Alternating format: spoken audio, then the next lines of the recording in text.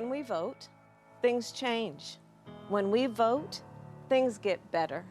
When we vote, we address the need for all people to be treated with dignity and respect in our country. Millions of Americans are out of work, and communities of color are the hardest hit. In every town across America, there are families who know what a bullet can do. We need a leader who will fix the broken immigration system. Trabajamos duro, salimos adelante, pagamos impuestos. We need leaders who will solve problems like climate change and COVID, not deny them. The way I see it, big problems demand big solutions. Now, I love a good plan, and Joe Biden has some really good plans. Tonight, I'm asking you to believe in Joe and Kamala's ability to lead this country out of these dark times and build it back better. What I know about Joe, what I know about Kamala, is that they actually care about every American. I hereby declare that Kamala Harris is elected as the Democratic candidate for Vice President. I pledge to you that we will act boldly and deal with our challenges honestly.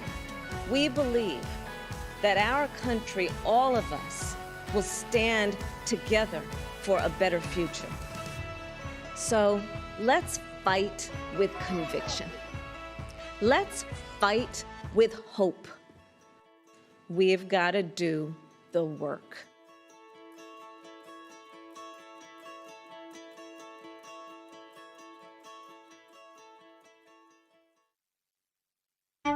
The Democratic Party has always risen to our country's greatest challenges. I pledge myself to a new deal for the American people. We've moved this country forward in a relentless push for progress. Progress for Americans of all walks of life, not just the privileged few. For the harsh facts of the matter are that we stand at this frontier at a turning point of history. We do not want our freedom gradually, but we want to be free now. We've brought together voices from every part of America. We are a people in a quandary about the present. We are a people in search of our future. We are attempting to fulfill our national purpose to create and sustain a society in which all of us are equal. And we've made history along the way. There is not a liberal America and a conservative America. There is the United States of America. We must pledge once more to march into the future. We are a different society than we were in 1961. Brothers and sisters, do you want to go back? Or do you want to keep America moving forward? Well, our motto is, when they go low, we go high. We never bow, we never bend, we never break. No, we endure, and we always, always, always move forward. This election, we've engaged a historic number of Americans in the democratic process. And now we have to overcome the odds once again to build back better than before. We lead not only by the example of our power, but by the power of our example. We are America, second to none, and we own the finish line. Don't forget it. We are Democrats, and we're ready to lead again. We're coming together on August 17th, all across America. Be there.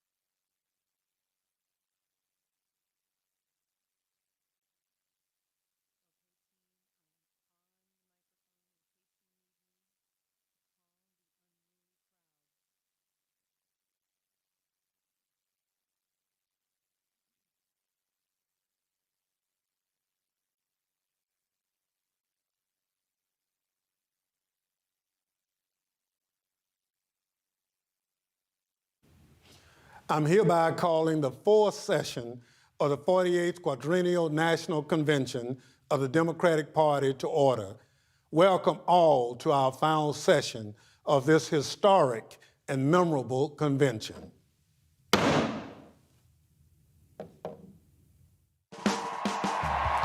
call the 48th Quadrennial Democratic National Convention to order. Every 4 years, we come together to reaffirm our democracy. This year, we've come to save it. We fight for a more perfect union because we are fighting for the soul of this country and for our lives. And right now, that fight is real. We must come together, defeat Donald Trump, and elect Joe Biden and Kamala Harris as our next president and vice president. Donald Trump is the wrong president for our country. He has had more than enough time to prove that he can do the job, but he is clearly in over his head. He simply cannot be who we need him to be for us. It is what it is. My dad was a healthy 65-year-old. His only pre-existing condition was trusting Donald Trump, and for that, he paid with his life. So it's up to us to carry on the fight for justice. Our actions will be their legacies. We just need leadership to bring us back together, to recover from this pandemic and prepare for whatever else is next. Leadership to reimagine what our nation will be. That's Joe. Ex-president, right here. He was there for me. He'll be there for you, too. Faced with a president of cowardice, Joe Biden is a man of proven courage.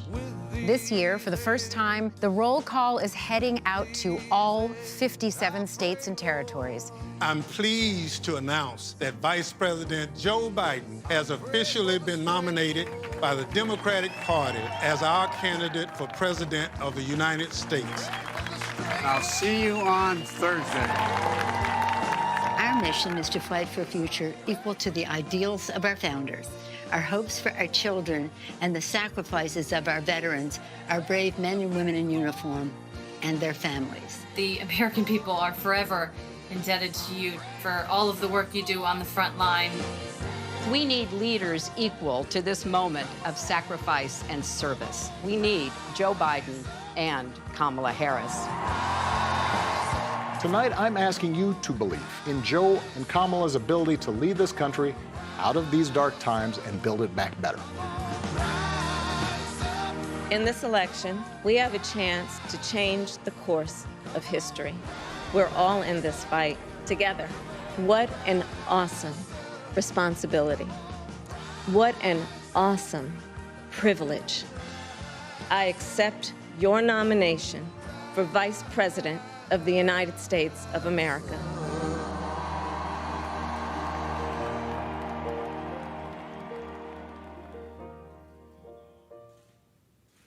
Hi, I'm Tom Perez. This has been an incredible week. It hasn't been the kind of convention you might have been expecting, and to be honest, it wasn't the kind of convention we had planned for. But in a way, what we've seen over the last 3 nights, and what we'll see tonight, is a more accurate reflection of where our country is than any traditional convention could have been. Yes, we've talked a lot about our next president and vice president, Joe Biden and Kamala Harris. We've talked about how they'll tackle the challenges we face and lead our country to a brighter future. And we've seen that our party is ready to lead, not just now, but into the next generation.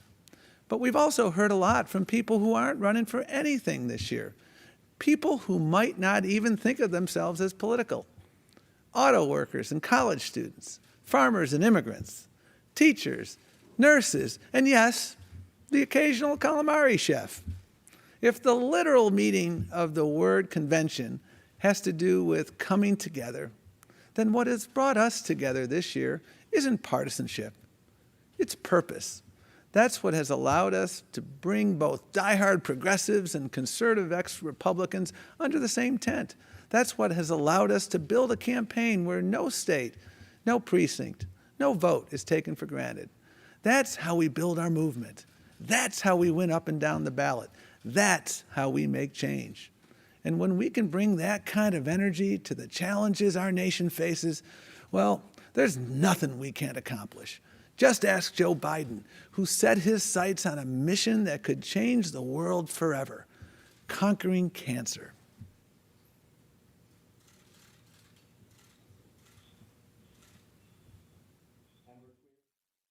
We choose to go to the moon in this decade and do the other things, not because they are easy, but because they are hard.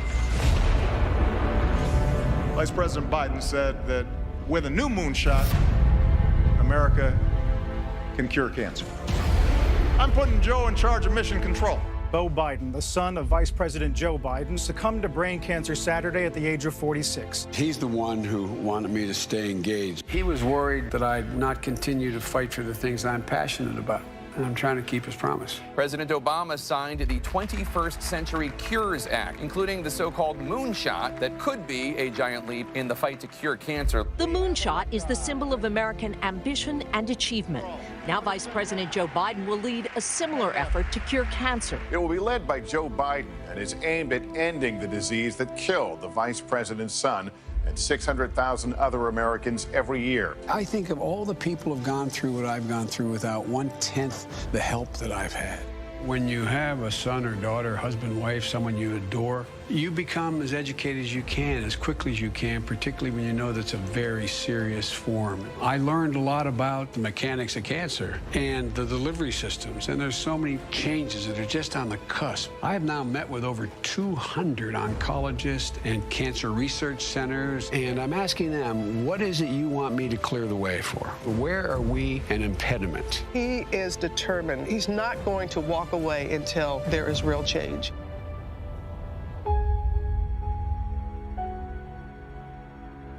This is a truly bipartisan issue.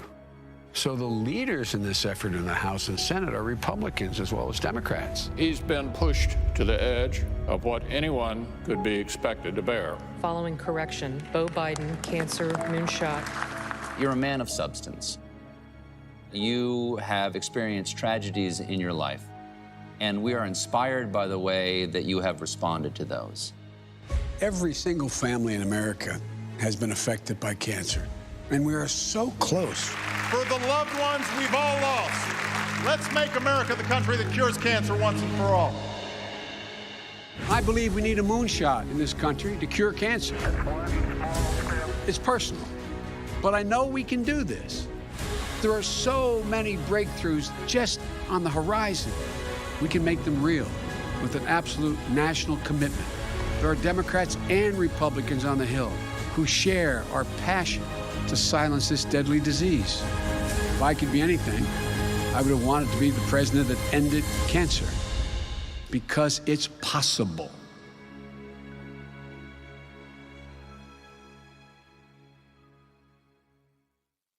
I'm Amanda Littman. I'm the co-founder and executive director of Run for Something. In May 2017, I was invited to join a small meeting in DC with a handful of other organization leaders to give updates to the VP on our work. The VP came over and I tried to play it cool. Well, my Grammy would be furious if she knew I was at a meeting with you and didn't get a photo. Grammy, the VP said, perking up as we posed for the photo you can see here. Let's call her. I called her. Someone wants to talk to you.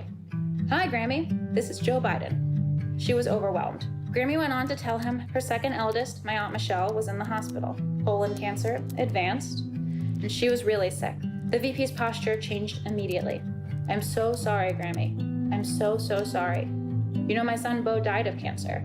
As a parent, you should never have to even think of one day burying a child. It's a nightmare. He stepped away, speaking personally with her about sitting in a hospital room with a sick child, about pain. I could hear her choking up on the phone. I'm giving Amanda my personal home phone number. You need anything, you call me. I'll come to the hospital and sit with you. Anything. Grammy still talks about that call. He's a genuinely nice man, she says. He just gets it. Her grief and my family's grief mattered to him. Our entire country is grieving. We are all going through trauma. Our next president needs to be the one helping us heal. That's why I'm glad and excited to vote this fall, not just against Trump, but genuinely for Joe Biden.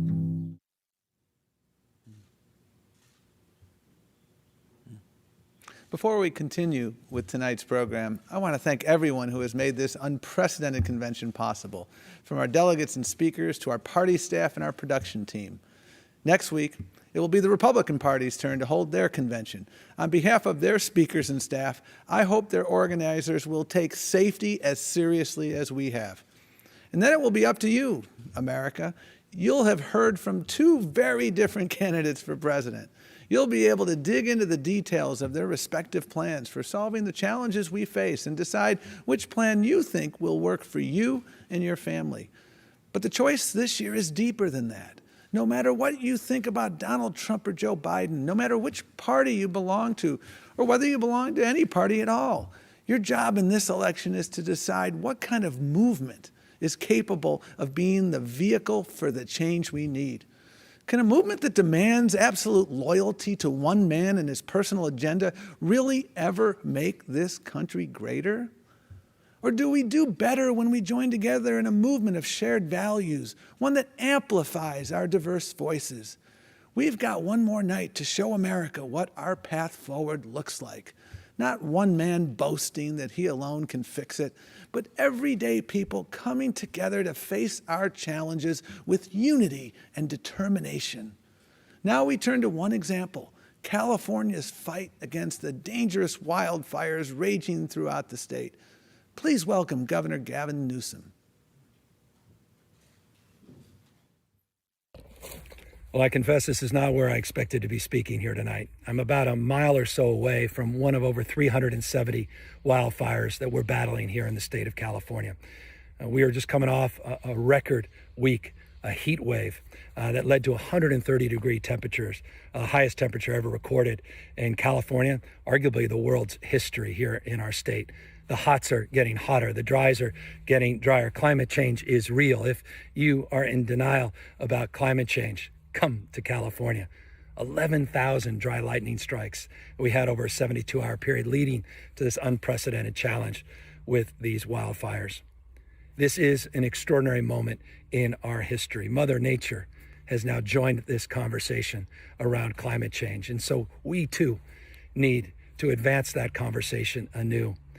Just today, the President of the United States threatened the state of California, 40 million Americans that happen to live here in the state of California, to defund our efforts on wildfire suppression because he said we hadn't raked enough leaves. You can't make that up. Nor can you make up the fact we're involved in over 90 lawsuits with the Trump administration on clean air, on clean water, on endangered species, on pesticides. There is so much at stake in this election, none more important than the work Joe Biden did with Barack Obama on the vehicle emissions standards, the fuel efficiency standards that will save billions and billions of dollars taxpayers and reduce our greenhouse gas emissions. There is so much at stake in this election. And I couldn't help myself on my way to one of our relief centers, one of our evacuation centers, just to jump out of the car and just express my deep reverence, my admiration to Joe Biden, to Kamala Harris, Californians' own, to their faith, their devotion, their constancy, to their commitment, not just to the environment, but to the Commonwealth, to our kids, our grandkids, to our legacy. There is so much at stake in this election, and I just want to close by reminding each and every one of you, the future is not just something to experience, it's something to manifest. It's inside of us, not just in front of us. It's our decision, not our conditions, that will determine our fate and future. So let us resolve that after this historic night, this incredible week, this remarkable convention, that we do everything in our power to get Joe Biden and Kamala Harris into the White House in January 2021.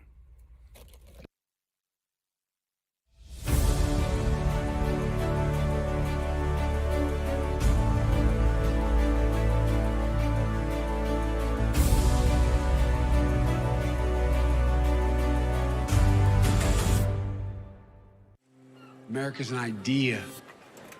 An idea stronger than any army, bigger than any ocean, more powerful than any dictator or tyrant. It gives hope. In this nation, we believe in honesty, decency, treating everyone with respect, giving everyone a fair shot, leaving nobody behind. giving hate no safe harbor, leading by the power of our example, not by the example of our power. That's allowed us to stand as a beacon to the world, being part of something bigger than ourselves. It's a code. It's a uniquely American code. The most powerful idea in the history of the world. The American creed, that we're all created equal, I think beats in the heart of the people of this country.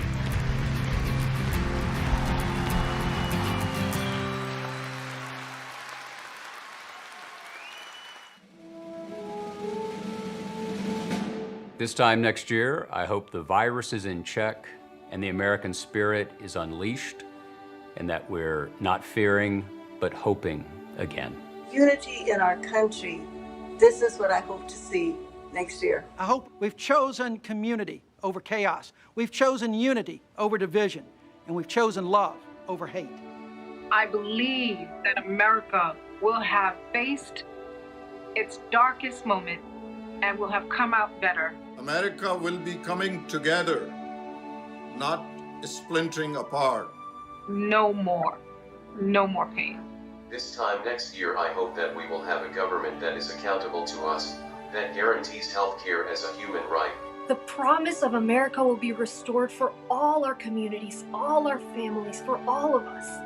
And when I say all of us, quiero decir todas nuestras familias. I am confident that this time next year, we will have a president who provides this country with real leadership, not just tweets. This time next year, I hope we are listening less to the Russians and more to Dr. Fauci. I hope we all get back to work. There'll be 2 Americans who I will be happy to say are unemployed, Mitch McConnell and Donald Trump. This time next year, I hope that all Americans, whether they are Democrats or independents or Republicans, will be proud of their president, will be proud of their vice president. And that our recovery is truly people up, families up, and communities up. That people believe they have a government that is working for them, that's out there every day doing its best for them. I want to see a president of the United States who can look a trans woman in the eye and tell her her rights are worth protecting. I hope America has a president who champions the rights of all young women and girls. This time next year, I want a president who understands what military families need. Who cares about the rights and lives of disabled people. We'll care about our environment again. We'll have passed comprehensive immigration reform. I hope we have a president who honors treaty rights and tribal sovereignty. A year from now, I want to see the kids playing on the playground. I take pride in my job and helping our customers. But next year, I want to do it without wearing a mask or gloves. I hope that we are all celebrating landmark legislation that the Biden-Harris administration have shepherded through Congress and signed into law. This time next year, parents will again be able to look forward to the day where we can send our children to school without fear of gun violence. This time next year. This time next year. This time next year. This time next year. I hope that this country realizes that we have, in fact, reclaimed the soul of America. This time next year, I hope and pray that America will have restored democracy to the world. We recommit ourselves to come together, one nation, under God. One nation, under God, indivisible, with liberty and justice for all. This time next year, I want to see Joe Biden in the Oval Office.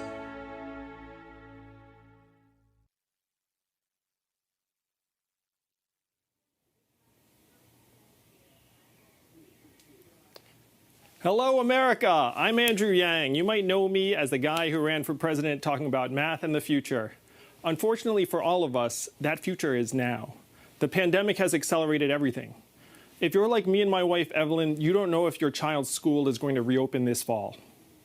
72% of Americans believe that this is the worst time we have ever experienced.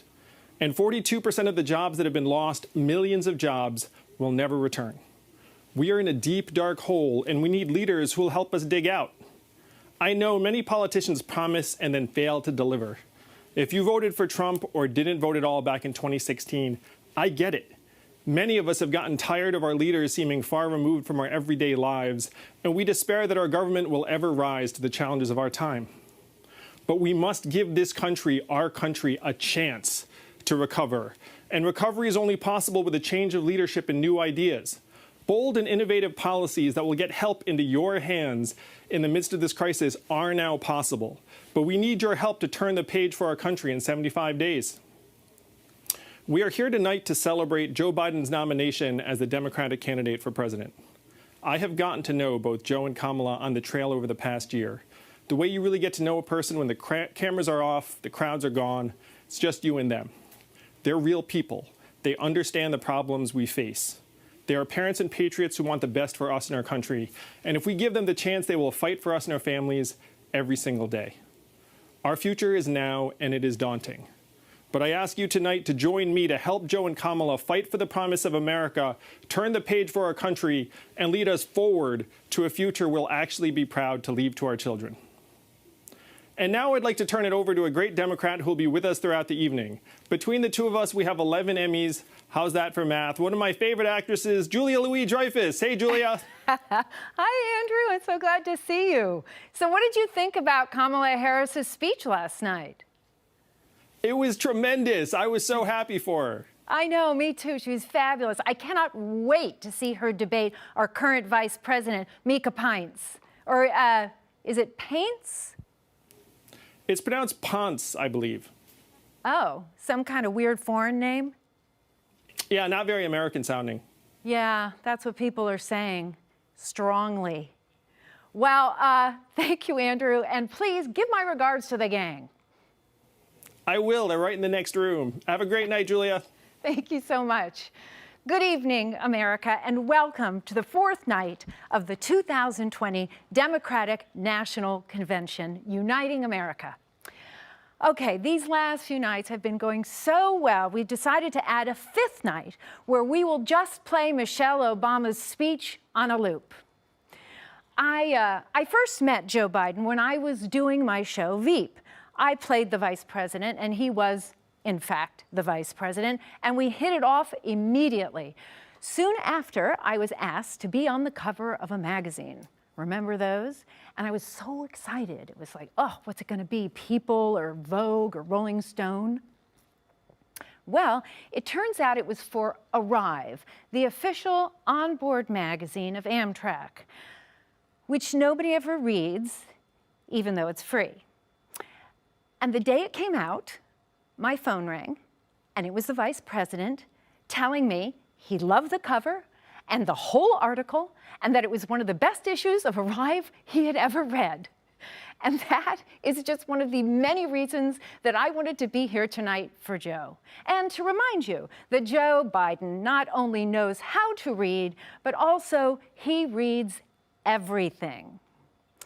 You know, I am no policy expert, and I certainly don't pretend to be one, but I have a gut feeling about fairness and what's right, and that is why I am so excited that just in a little while we're going to hear from Joe Biden about his plans for America, plans for a strong economy that helps working people and small businesses, not just billionaires, and plans to raise the wages for the nurses and teachers and grocery workers that are getting us through this crisis. God love them.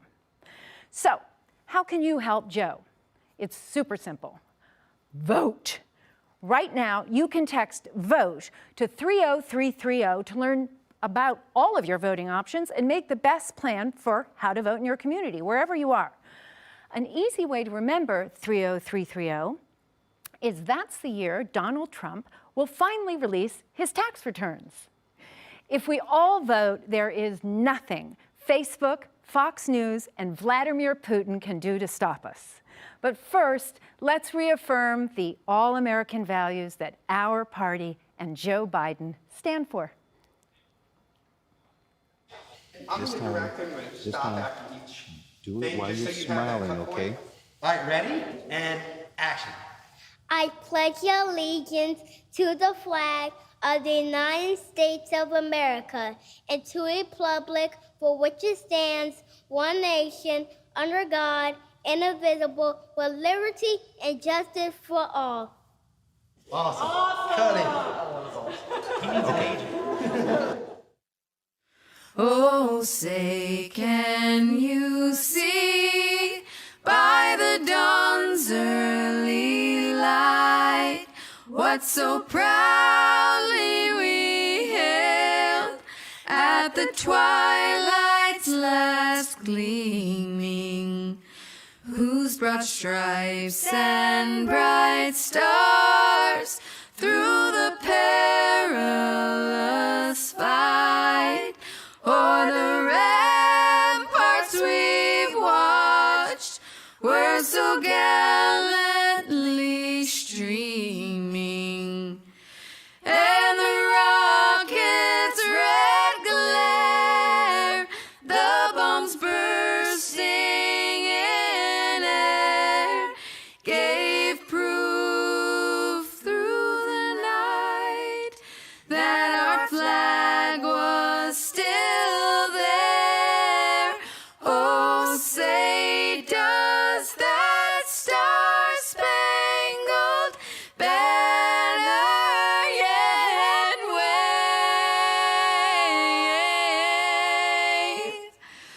o'er the land of the free and the home of the brave.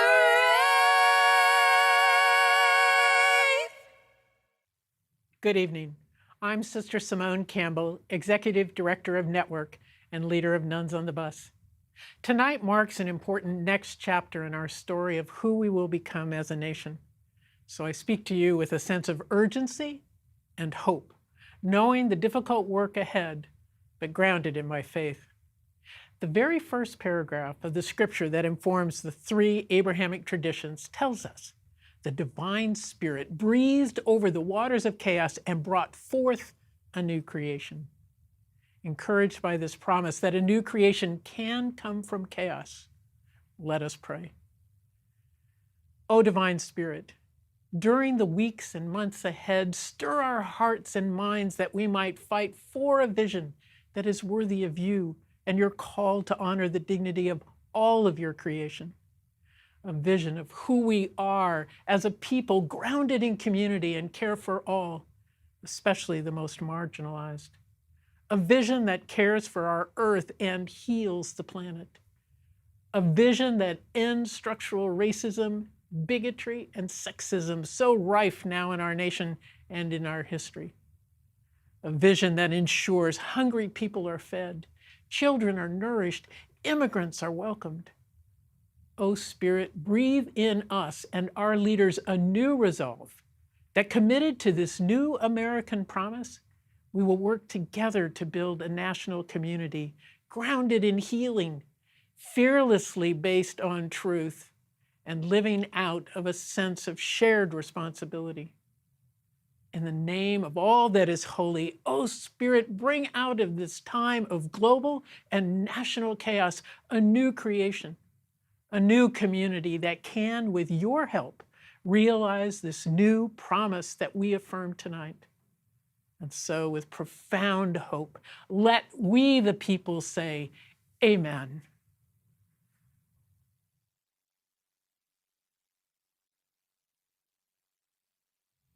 Thank you, Sister Simone. People of faith have long led change, from abolition and women's suffrage to the labor movement and the struggle for civil rights. Joe Biden will continue that progressive march towards justice, inspired by respect for the dignity of all people, people Joe believes were made in the image of God. Joe learned that from his parents and the nuns and priests right here in Delaware who taught him and inspired in him a passion for justice. I'm Senator Chris Coons of Delaware, and I want to tell you about my friend, Joe Biden. His faith is strong, and it's personal and private. For Joe, faith isn't a prop or a political tool. I've known Joe about 30 years, and I've seen his faith in action. Joe knows the power of prayer, and I've seen him in moments of joy and triumph, of loss and despair, turn to God for strength. Joe's comforted me in my toughest moments, as he has so many others. I'll never forget how Joe took the time to offer me words of comfort as my father lay in hospice. Time and again, I've seen him stop everything and listen, really listen, to someone who needs a shoulder to cry on or a partner in prayer. That compassion, that empathy is part of his character. More than anything, Joe's a man of faith and conscience He'll be a president for Americans of all faiths, as well as people of conscience who practice no particular faith. Joe's faith is really about our future, about a world with less suffering and more justice, where we're better stewards of creation, where we have a more just immigration policy, and where we call out and confront the original sins of this nation, the sins of slavery and racism. Joe knows these are central issues in this election, and for him, they're rooted in faith. Joe knows that it's faith that sustains so many ordinary Americans who do extraordinary things. Nurses who brave infection, firefighters who run into burning buildings, teachers working overtime, especially now. They all deserve a servant leader who knows the dignity of work, who sees them, respects them, fights for them. We need a president who brings people of all faiths together to tackle our challenges, rebuild our country, and restore our humanity. Someone who knows we're called to do justice, love mercy, and walk humbly with our God. Joe Biden will be that president. Joe's always known this race is a battle for the soul of our country, and he's right. Joe believes. He believes in both the greatness and the goodness of this country. He believes in us and in what we can do together. My question is, what is your faith, and how would you use your faith in making decisions for our nation? Well, Reverend, I kind of know what it's like to lose family. And my heart goes out to you. If you may remember, after Barack and Michelle and I were there, and my family, I came back on that Sunday, the regular service, because I had just lost my son. And I wanted some hope, because what you all did was astounding. I don't know if you all know this. All those who died were killed by this white supremacist. They forgave him. They forgave him. The ultimate act of Christian charity. They forgave him. And you know, Reverend, I'm not proselytizing. I happen to be a practicing Catholic. But I went back to the church because I found, particularly, the black church. In this case, with an AME, it was not an Episcopal church. I found that there's that famous phrase from Kierkegaard, faith sees best in the dark. I find the one thing it gives me, and I'm not trying to proselytize, I'm not trying to convince you to share my religious views.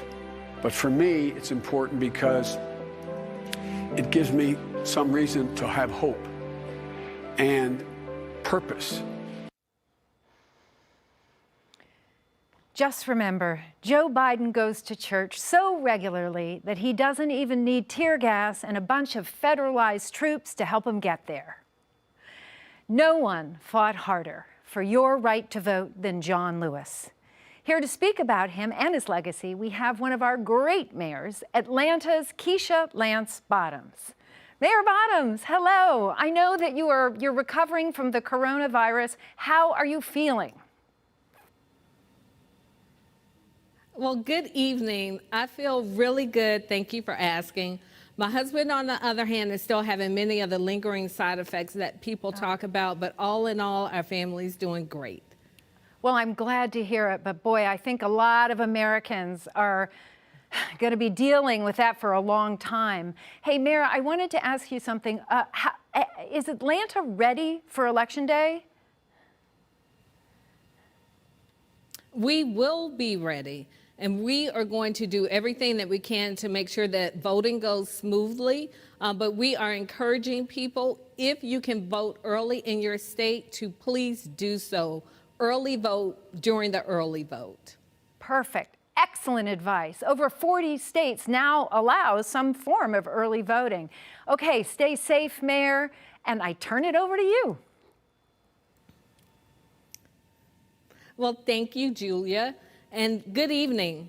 I'm Keisha Lance Bottoms, a mother of 4 and mayor of Atlanta, Georgia, cradle of the civil rights movement, and like so many other cities, a place where the struggle for human dignity continues.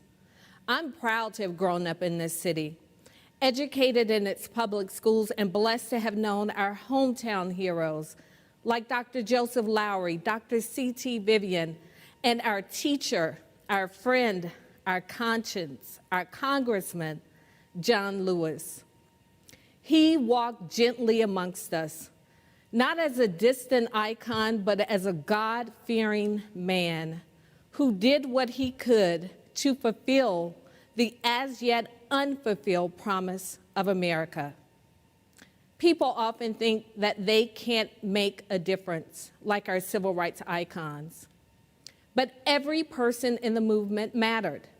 Those who made the sandwiches, swept the church floors, stuffed the envelopes. They too changed America, and so can we. The baton has now been passed to each of us. We've cried out for justice. We have gathered in our streets to demand change.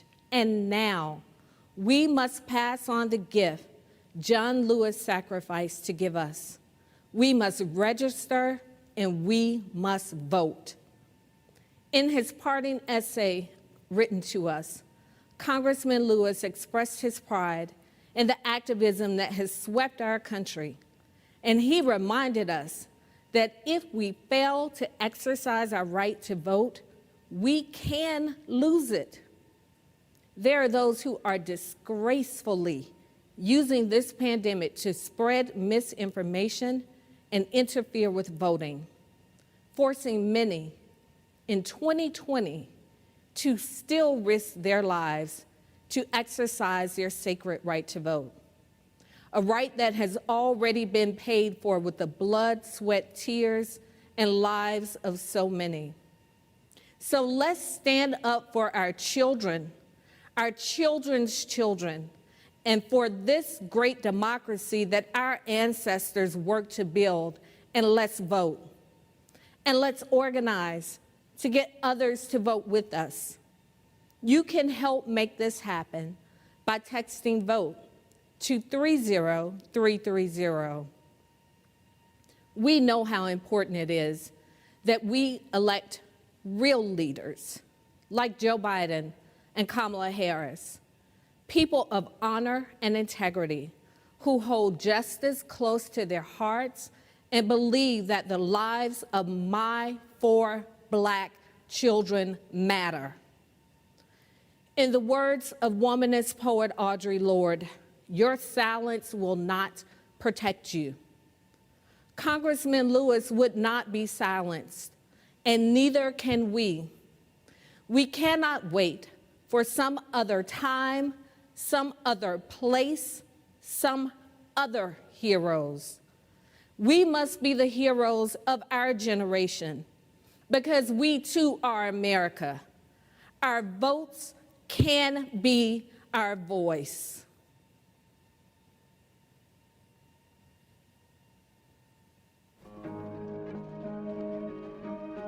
Was something deep down within me, moving me, that I could no longer be satisfied or go along with an evil system.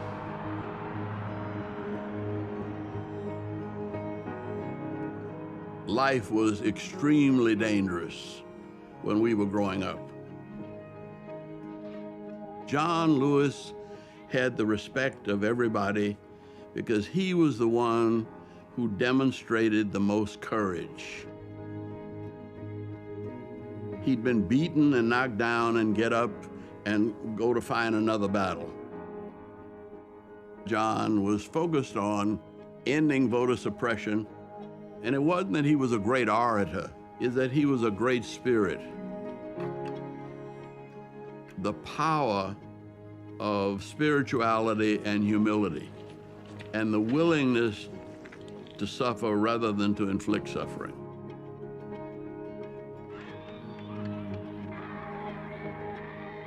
One of the things that John has taught us is that, yeah, you may have to sacrifice, but if you're sacrificing for a cause, something bigger than you, and you really believe in it, then you will have people following you. If we do not get meaningful legislation out of this Congress, we will march through the South, through the streets of Jackson, through the streets of Danville, through the streets of Cambridge, through the streets of Birmingham.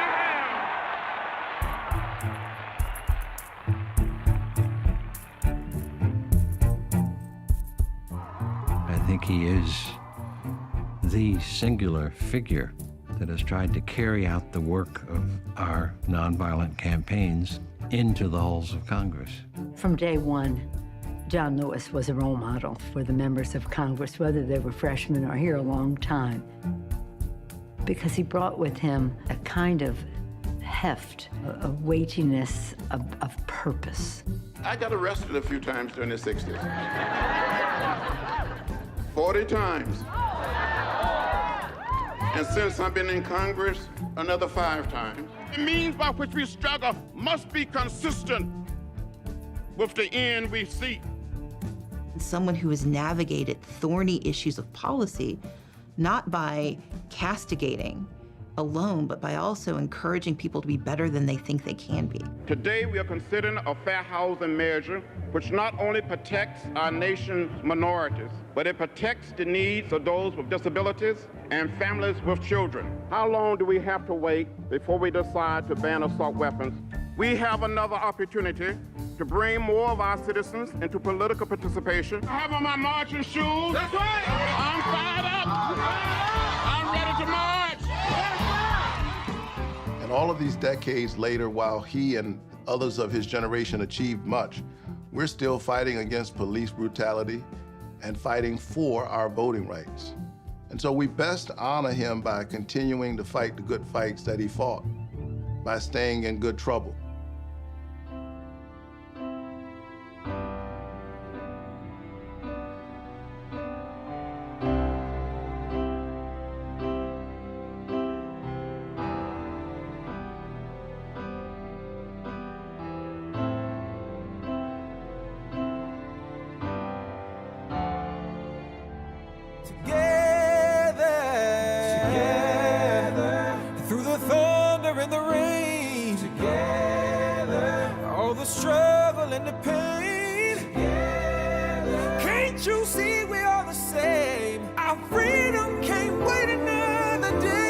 Together, let's fight for what's right, no matter how long or how dark the night. We will create the beloved community. We will redeem the soul of America. As a nation and as a people, we will get there. Climb to the mountain top, and one day we'll win together.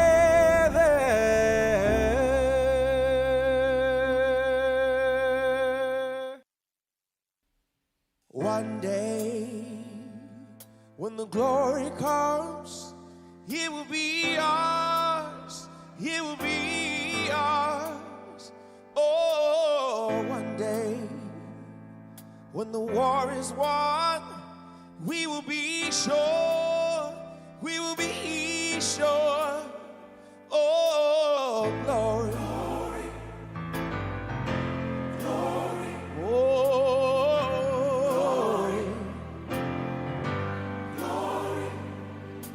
Hands to the heavens, no man, no weapon formed against, yes, glory is destined. Every day women and men become legends. Sins that go against our skin become blessings. The movement is a rhythm to us. Freedom is like religion to us. Justice is juxtaposition in us. Justice for all just ain't specific enough. One son died, his spirit is revisiting us. True and living in us. Resistance is us. That's why Rosa sat on the bus. That's why we walk through America with our hands up. When it go down, we woman and man up. They say stay down, and we stand up. Shots we on the ground, the camera panned up. King pointed to the mountaintop, and we ran up. One day, when the glory comes, it will be ours. It will be ours. Oh, one day, when the war is won, we will be sure. We will be sure. Oh, glory. Glory. Oh.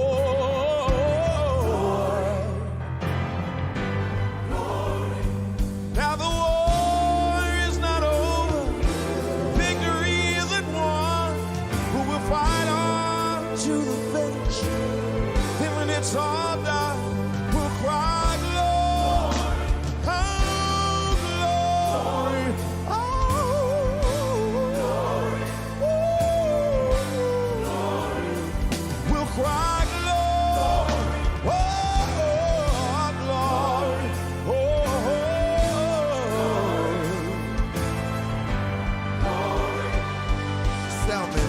for every man, woman, and child. Even Jesus got his crown in front of a crowd. They march with the torch, we gon' run with it now. Never look back, we done gone hundreds of miles. From dark roads, heroes, to become a hero. Facing the League of Justice, power was the people. Enemy is lethal, a king became regal. Saw the face of Jim Crow under a bald ego. The biggest weapon is to stay peaceful. We sing, our music is the cuts that we bleed through. Somewhere in a dream we had an epiphany. Now we right the wrongs in history. No one can win a war individually. It takes the wisdom of the elders, young people's energy. Welcome to the story we call victory. The coming of the Lord, my eyes have seen the glory. One day, when the glory comes, it will be ours. It will be ours. Yeah, John. Oh, one day, when the war is won, we will be sure. So sure, we will be sure. So sure to the world. Lord. God be the Oh, yeah, yeah.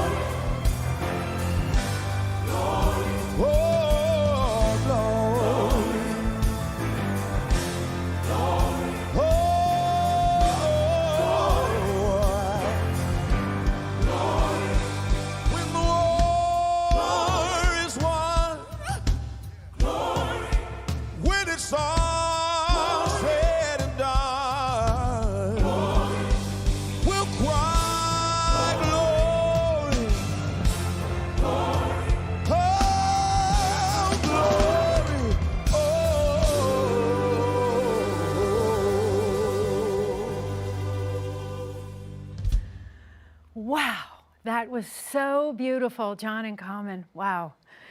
Joe Biden shares John Lewis's belief that every vote matters. Personally, I plan to follow the example of 6 current cabinet members, Vice President Pence and President Trump himself, and vote by mail. To find out everything you need to know about mail-in ballots, your polling place, or even just, am I registered? Text VOTE to 30330. 30330. That would be the president's golf score if he didn't cheat. Okay, look, I'll admit that was a little nasty, but we all know he's a cheater. And I'm proud to be a nasty, nasty woman. You know, when Donald Trump spoke at his inauguration about American carnage, I assumed that was something he was against, not a campaign promise. What we need now is great leadership, someone experienced and hardworking and intelligent, someone who understands the soul of the American people. I'm historian John Meacham. In his final Sunday sermon, days before his death, Martin Luther King Jr. said, "We are tied together in the single garment of destiny. This is the way God's universe is made. This is the way it is structured. A single garment of destiny. We, the people, cannot escape that reality. Nor, as Lincoln taught us, can you and I escape history. And we shouldn't want to, for many of us have been given much: liberty, opportunity, a sense of possibility. The task of our time is to make sure those gifts are available not just to folks who look like me, but to all of us. This is a grave moment in America. A deadly virus is ravaging us. Our jobs are evaporating. Our faith in the things that bind us together is fraying, for our democracy is under assault from an incumbent more interested in himself than he is in the rest of us. Extremism, nativism, isolationism, and a lack of economic opportunity for working people are all preventing us from realizing our nation's promise. And so we must decide whether we will continue to be prisoners of the darkest of American forces, or will we free ourselves to write a brighter, better, nobler story. That's the issue of this election, a choice that goes straight to the nature of the soul of America. Humankind has long viewed the soul as the vital center, the core, the essence of existence.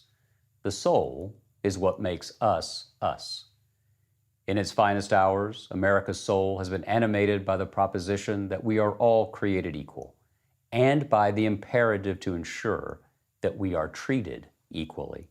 Yet America is a mix of light and shadow.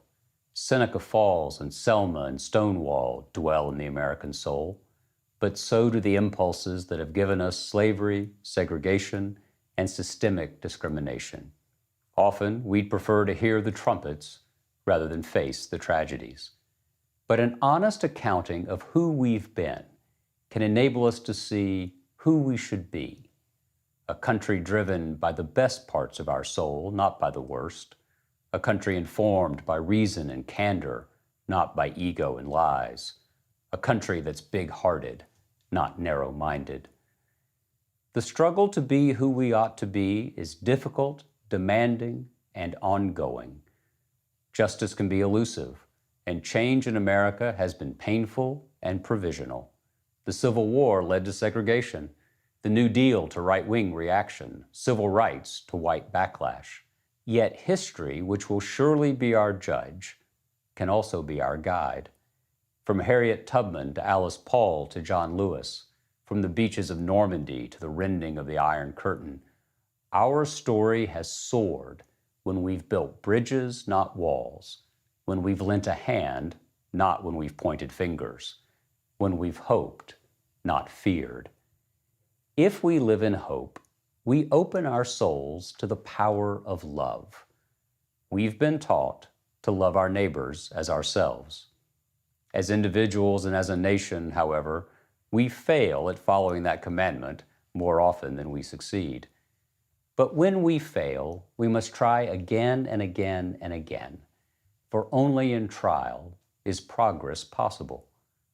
From Jamestown forward, our story has become fuller and fairer because of people who share a conviction that Dr. King articulated on that Sunday half a century ago. The arc of the moral universe is long, but it bends toward justice. Bending that arc requires all of us.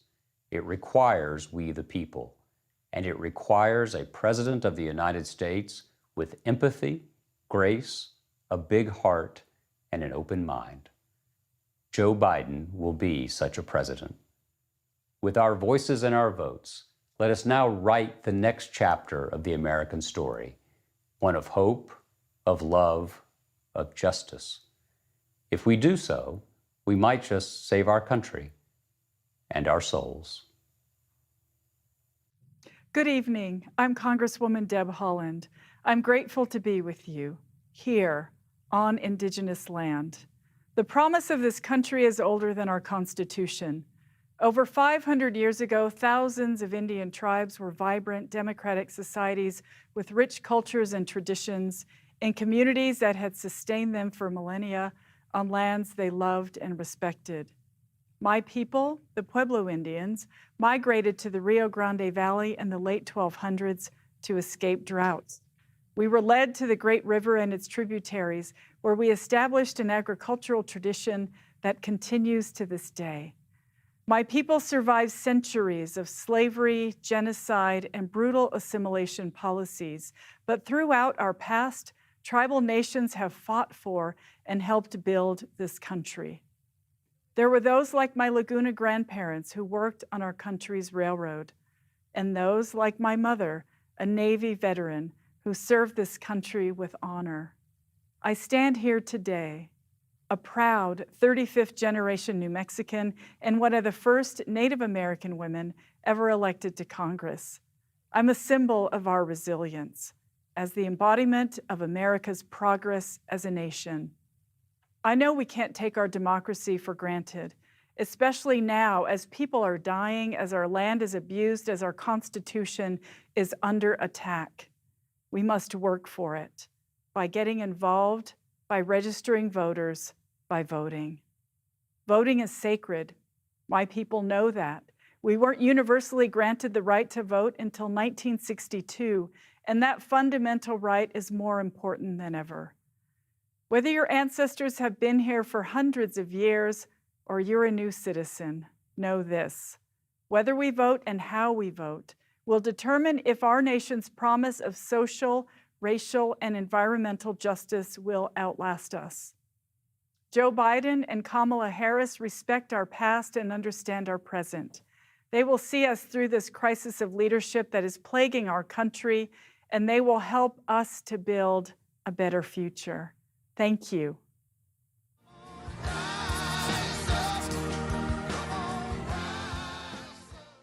The first year that I voted was 1974.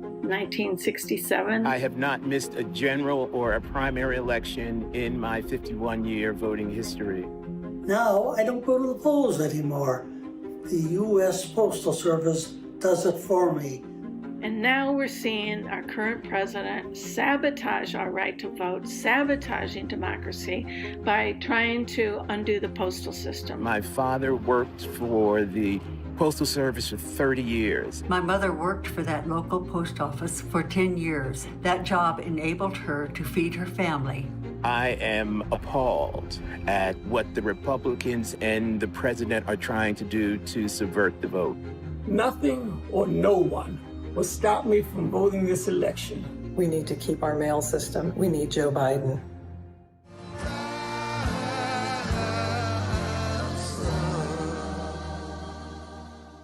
Where are they going? Where are these ballots going? Who's getting them? Who is not getting them? A little section that's Republican. Will they be stolen from mailboxes as they get put in by the mailman? Will they be taken from the mailmen and the mailwomen? Will they be forged? Who is signing them? Who's signing them? What, are they signed at a kitchen table and sent in? Will they be counterfeited by groups inside our nation? Will they be counterfeited maybe by the millions by foreign powers? Let me put this in my own words. I've heard Donald Trump say some pretty unhinged things. I've heard them over and over and over again. But nothing is more dangerous to our democracy than his attacks on mail-in voting during a pandemic. Okay, here's the truth. Donald Trump doesn't want any of us to vote because he knows he can't win fair and square.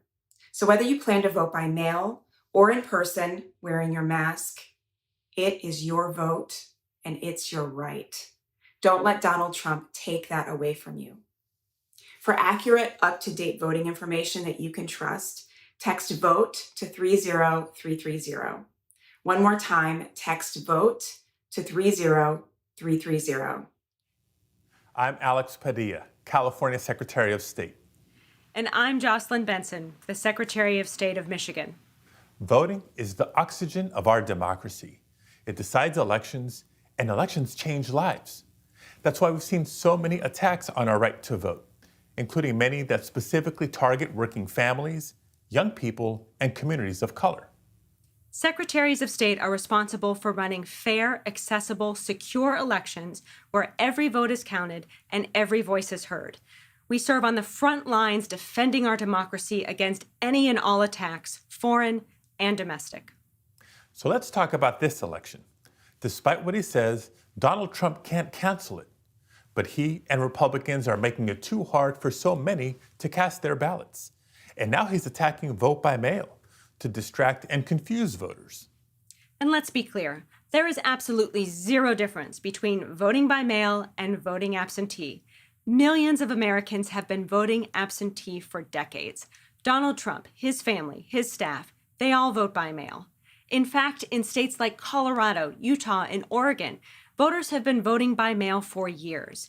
Republicans and Democrats agree it is safe. But now, Trump has admitted he's trying to sabotage the post office to undermine voting by mail. And we're not going to let him do that. Our job is to make sure everyone can vote safely, whether in person or by mail. And your job is to make sure you vote. And there's more. Once you've done that, talk to your friends and neighbors. Spread the word. Tell everyone you know to text VOTE to 30330 for more voting options. If you're planning to vote from home, request and return your ballot early. And remind everyone you know to make a plan to vote. Don't let anyone keep you from exercising your most sacred right. Make your plan to vote. grab your mask and head to the polls the first day they're open, or request your ballot and send it in right away. And know this, election results may take a little longer this year, but Democrats will fight to make sure your ballot is counted. Because at the end of the day, the biggest role in preserving our democracy isn't ours, it's yours.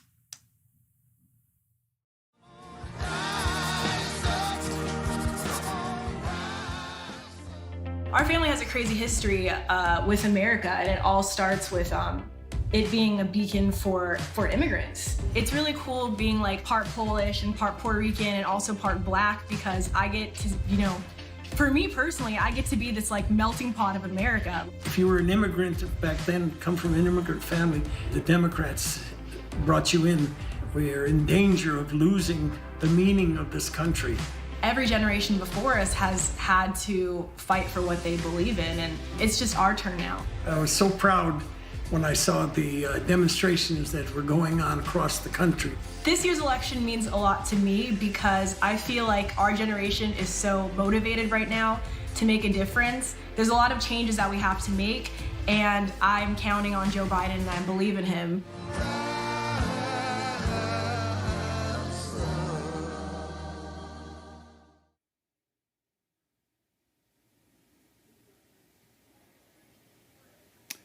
I'm here because a union job lifted my family out of poverty and into the middle class.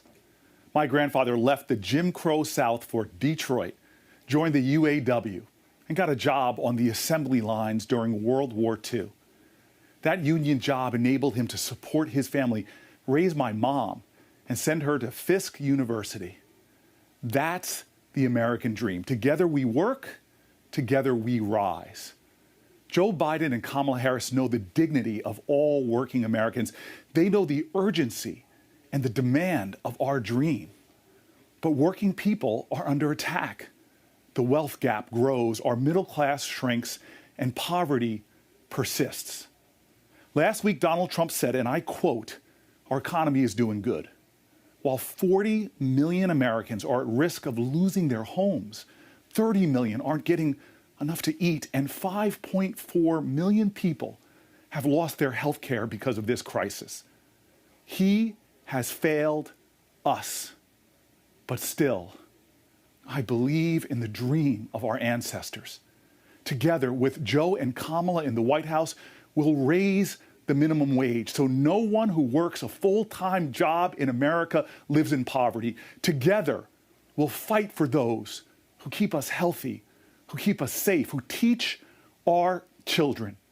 We'll stand for those who cook and serve and clean, who plant and harvest, who pack, and always those who deliver, whose hands are thick with calluses, like my granddad's were, who lifted me high, who held mine when I was a boy.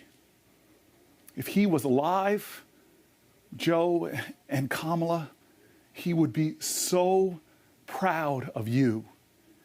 And he'd tell us, take another by the hand and another, and let's get to work.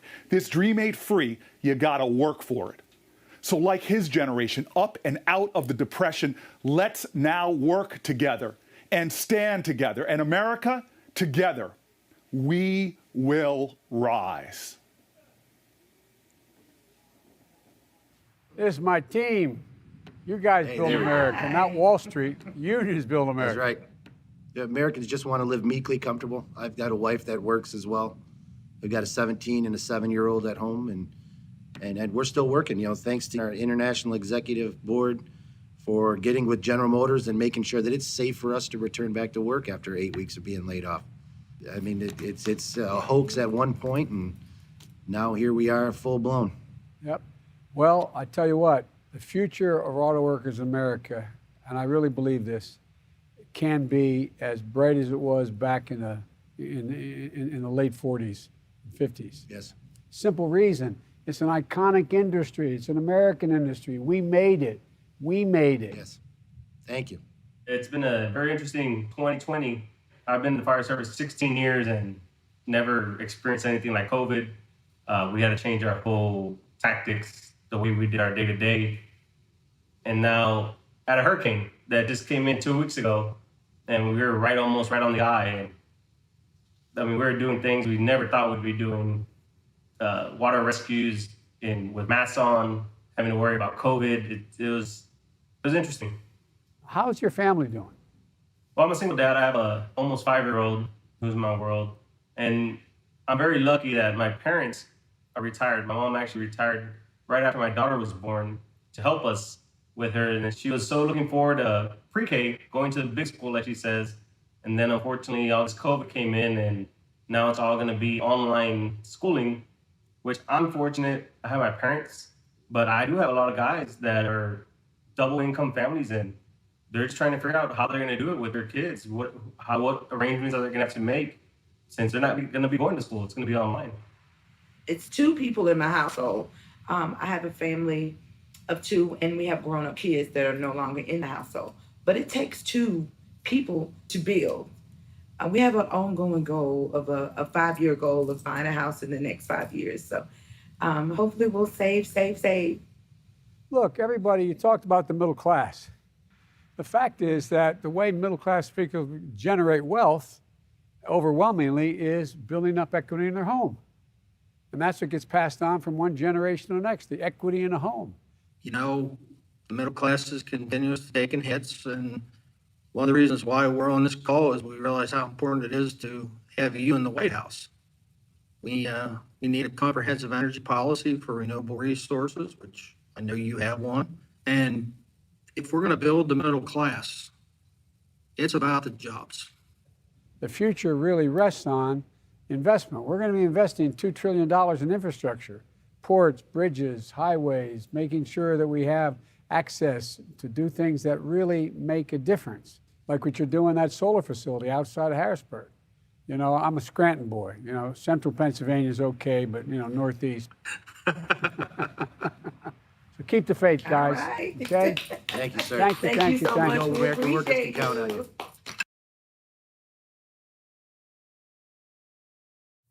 I know it's not typical for a former Surgeon General to speak at a convention.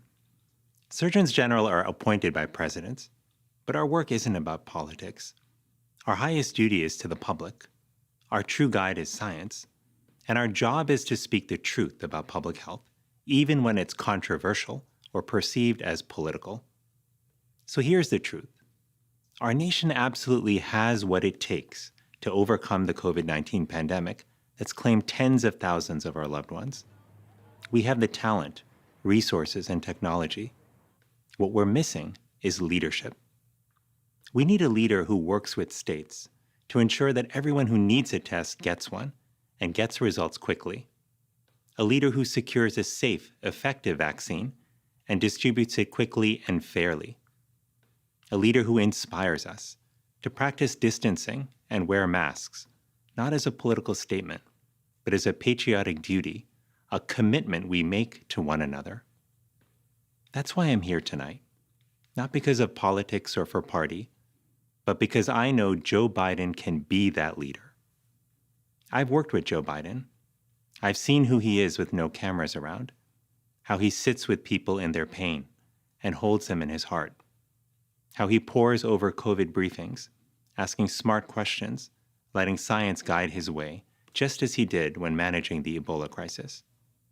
And 6 years ago, when Joe Biden met my family, many of them immigrants awed to be in the nation's capital, I saw how he kneeled beside my grandmother's wheelchair, took her hands in his, and said, "Thank you for choosing us, the United States of America, as the place to trust with your family." Tonight, as a father, son, and grandson, as a doctor who swore an oath, and as an American who loves my country, I can tell you that Joe Biden is the man I trust to look out for my family and the leader I know will heal this nation.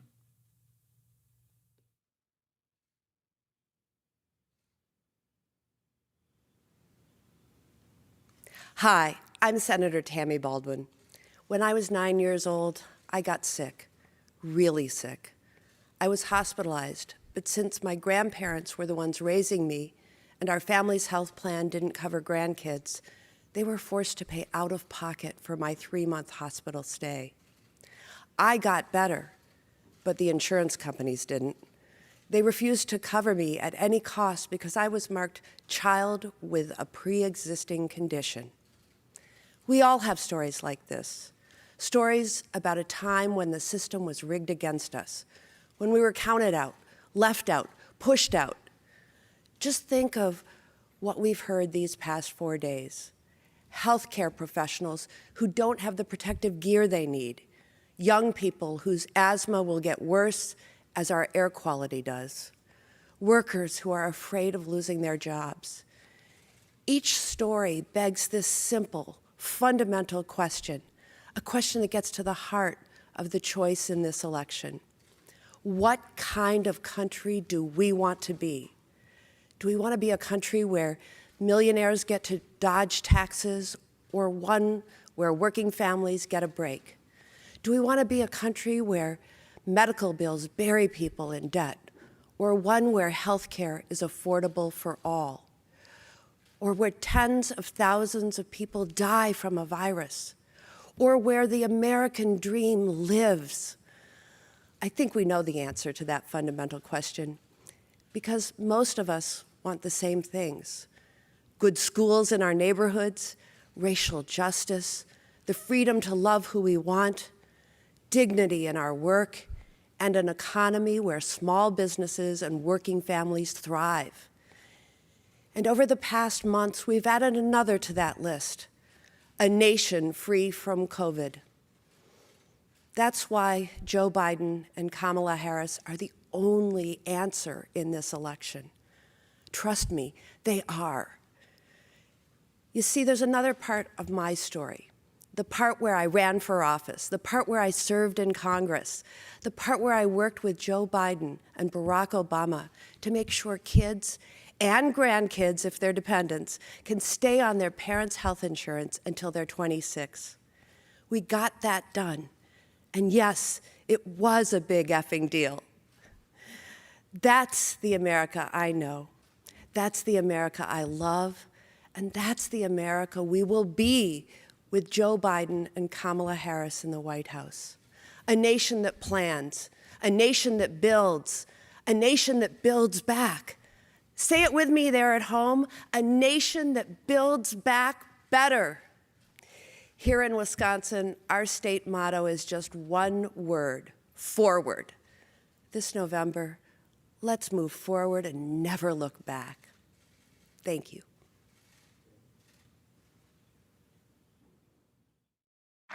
No other nation can match us if we step up. If we lead by the power of our example, not by the example of our power. The only thing that can tear America apart is America itself, and we cannot let that happen. If you want to help Joe and Kamala make sure that America stays strong and united, please go to joebiden.com and contribute anything that you possibly can. Tonight, I couldn't be prouder to be a loyal union member, a passionate climate activist, and a patriotic Democrat, or as Donald Trump will call me in a tweet tomorrow, a washed-up horse-faced, no-talent has-been with low ratings. Well, with all due respect, sir, it takes one to know one. And now I'd like to introduce you to a real American hero, World War II veteran Ed Good. I am Edward Good. I'm 95 years old. I'm a veteran of World War II and of Korea. When I wear a uniform, I wear only two badges, my parachute wings and the combat infantry badge. I did make one combat jump over the Rhine in Germany, and I'm proud of that. I have been a Republican since the 1960s. I'm a member of the NRA, and I voted for Trump. I think Trump has been the worst president we've ever had, so I'll be glad to see him go. I think Joe Biden will be a great leader for the United States. Like me, on the day of my jump into Germany, I think Joe Biden cares about doing his proper duty for the United States, and if he's elected, that's what he will do.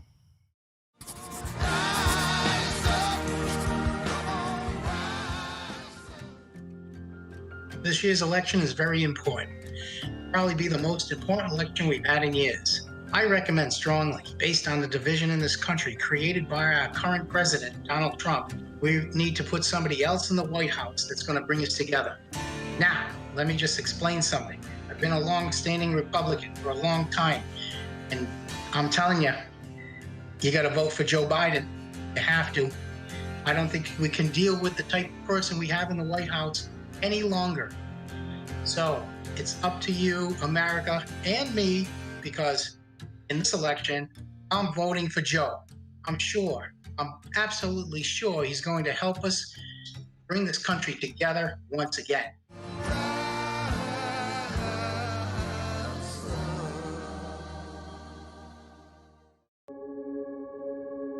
My name is Lakeisha Cole. I met my husband 20 years ago. We started dating while I was in college. Once I graduated from college, we eloped. 2 weeks after that, he deployed. This is what I wanted to do. You know, you love this country. Are you willing to do the hard work it takes to maintain it? What was supposed to be a 6-month deployment actually turned into 11 months. There was nothing really to prepare me as a new military spouse on how to deal with the stress. When people get married, they expect to grow old with each other. With multiple combat tours, there's no guarantee of any of those things. They're just a long laundry list of uncertainties that we have to juggle. You know, Joe has always cared about military families. They've been through so much. When I went to Iraq, one of the generals said, you know, I want to share this story with you. In his daughter's class, it was a Christmas program, and they were playing the Ave Maria. And one of the little girls burst into tears. And the teacher ran over and said, "What's the matter? What's the matter?" And she said, "That's the song they played at my daddy's funeral. He died in the war." The teacher had no idea that that little girl's father had fought in the war and had died. And that night I said to my staff, I'm a teacher. We can do better. We've got to do better to help our military kids.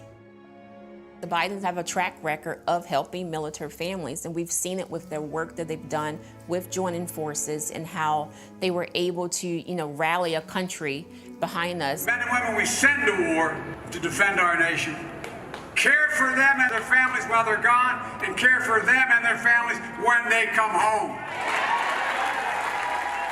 It was the very first time that I, as a military spouse, felt like someone was listening to us and someone cared.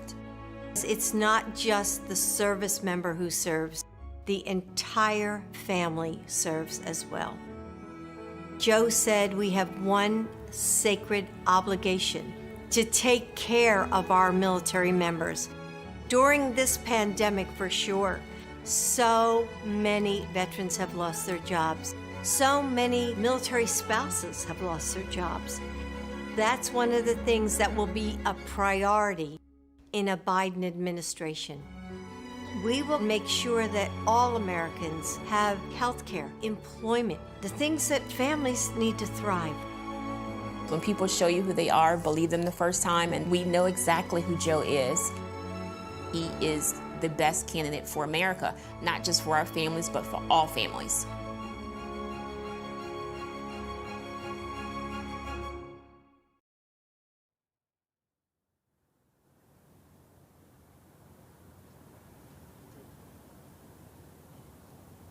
Good evening. I'm Tammy Duckworth. When I first enlisted in the Army, I was eager to serve my country, yet anxious whether I'd be able to earn my way into the ranks. But I earned my wings and later commanded my own air assault unit, learning that serving and leading in the military is both a privilege and a sacrifice.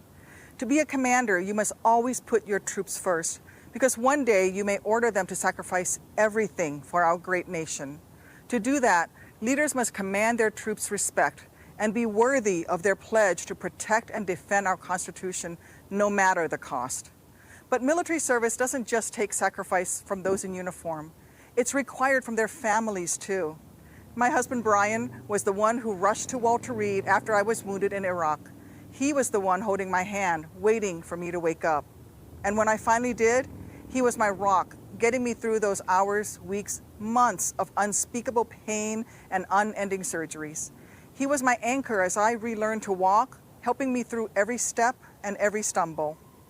Our military spouses hold their families together, praying for their loved ones' safety wherever they're deployed and serving as caregivers to our disabled service members, and then picking up the pieces and starting again whenever the next tour or the next war arises.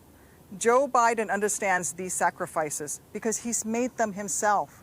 When his son Beau deployed to Iraq, his burden was also shouldered by his family. Joe knows the fear military families live because he's felt that dread of never knowing if your deployed loved one is safe. He understands their bravery because he has had to muster that same strength every hour of every day Beau was overseas. That's the kind of leader our service members deserve. One who understands the risks they face and who would actually protect them by doing his job as commander-in-chief. Instead, they have a coward-in-chief who won't stand up to Vladimir Putin, read his daily intelligence briefings, or even publicly admonish adversaries for reportedly putting bounties on our troops' heads. As president, Joe Biden would never let tyrants manipulate him like a puppet. He would never pervert our military to stroke his own ego. He would never turn his back on our troops or threaten them against Americans peacefully exercising their constitutional rights. Joe Biden would stand up for what's right, stand tall for our troops, and stand strong against our enemies. Because unlike Trump, Joe Biden has common decency. He has common sense. He can command, both from experience and from strength. Donald Trump doesn't deserve to call himself commander-in-chief for another 4 minutes, let alone another 4 years. Our troops deserve better. Our country deserves better. If you agree, text MORE to 30330 to elect Joe Biden, a leader who actually cares enough about America to lead.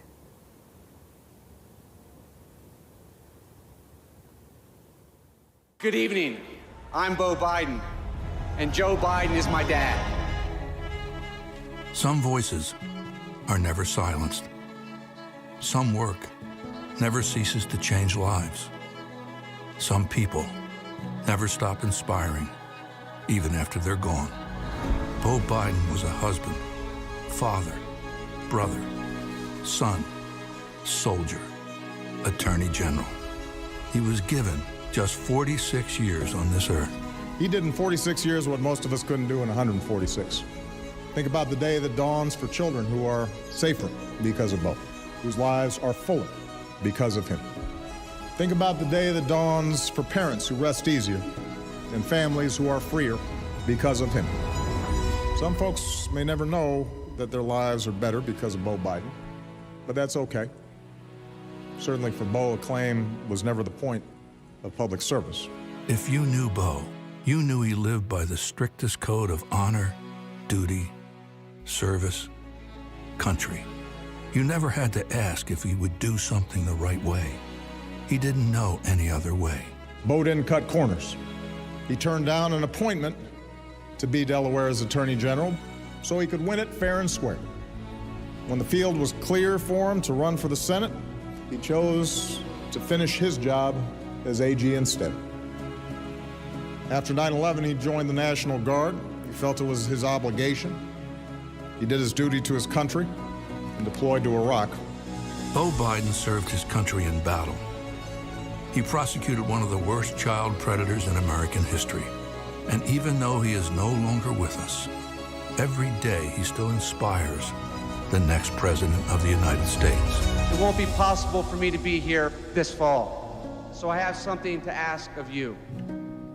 Be there for my dad, like he was for me.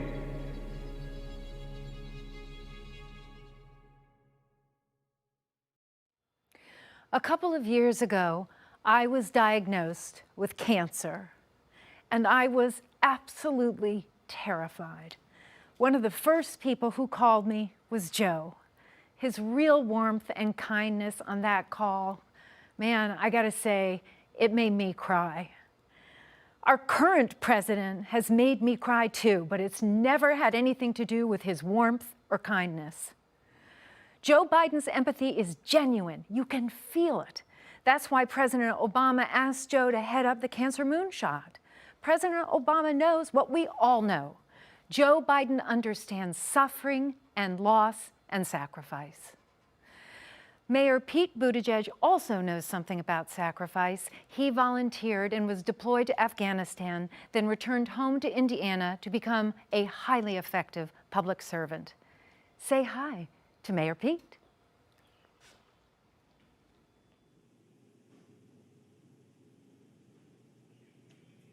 Good evening. Beau Biden lived a life of service, in office and in uniform. When you put your life on the line for this country, you do it not because it's the country you live in, but because it's a country you believe in. I believe in this country because America, uniquely, holds the promise of a place where everyone can belong. We know that for too many and for too long, that promise has been denied. But we also know America is at its best when we make that circle of belonging wider. Just over 10 years ago, I joined a military where firing me because of who I am wasn't just possible, it was policy. Now, in 2020, it is unlawful in America to fire someone because of who they are or who they love. The very ring on my finger, a wedding we celebrated, here where I'm standing, reflects how this country can change. Love makes my marriage real.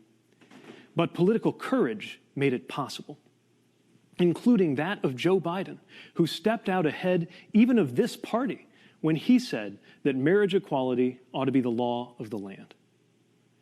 There is a long way to go.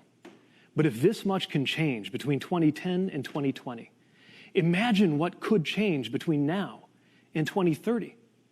Imagine what we could achieve, this coalition we are building this very season, gathering progressives and moderates, independents, and even what I like to call future former Republicans, standing for an America where everyone belongs. Joe Biden is right. This is a contest for the soul of the nation. And to me, that contest is not between good Americans and evil Americans.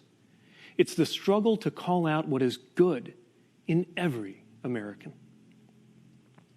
It's up to us. Will America be a place where faith is about healing and not exclusion? Can we become a country that lives up to the truth that Black lives matter? Will we handle questions of science and medicine by turning to scientists and doctors? Will we see to it that no one who works full-time can live in poverty? I trust Joe Biden and Kamala Harris to guide us toward that better future because I've seen up close their empathy and their capacity, just as I've seen my fellow Americans' capacity to support and include one another in new ways and do better by the promise of America. The day I was born, the idea of an out candidate seeking any federal office at all was laughable. Yet earlier this year, I campaigned for the presidency, often with my husband Chasten at my side, winning delegates to this very convention. Now I come to this convention proudly supporting Joe Biden and Kamala Harris, joining fellow Democrats who were squaring off in competition just a few months ago. A number of us recently got together to talk about the Joe we know.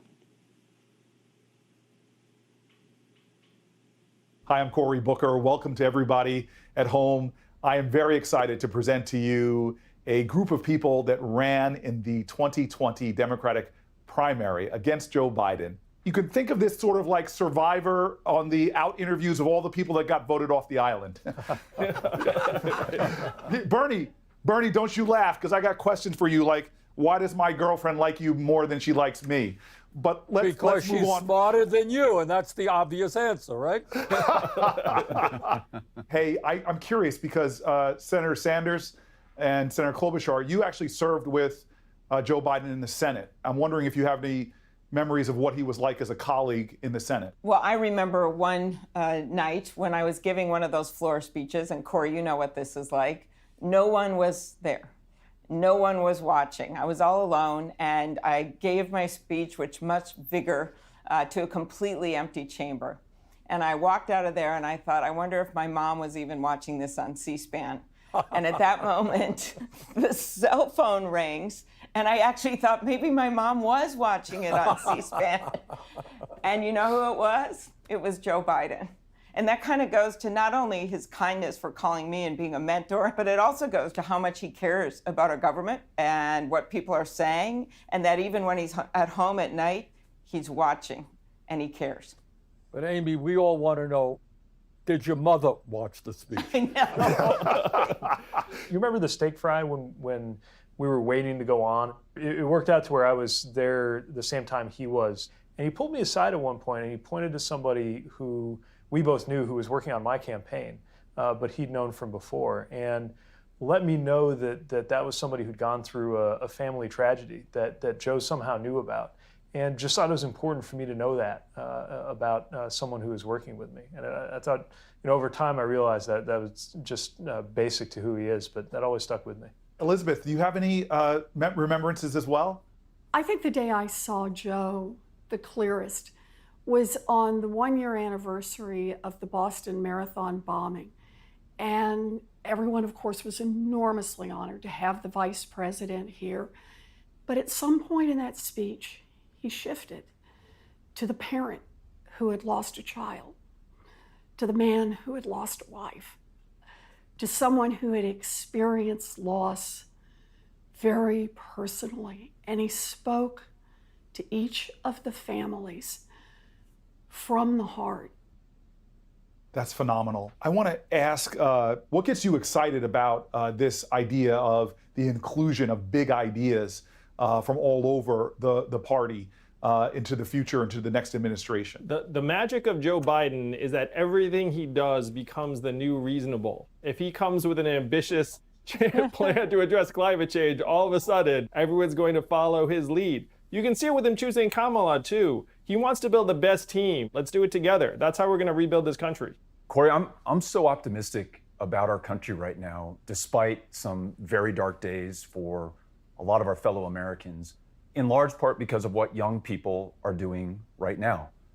After the murder of Ahmaud Arbery and Breonna Taylor and George Floyd, young people, by and large, led these protests, and they did so in the absolute best traditions of this country, in the tradition of John Lewis. My optimism and my faith in this country is reflected in those young people and the way that Joe and Kamala are listening to them and incorporating their ideas and their urgency into the campaign that they're running and the administration that they're going to lead.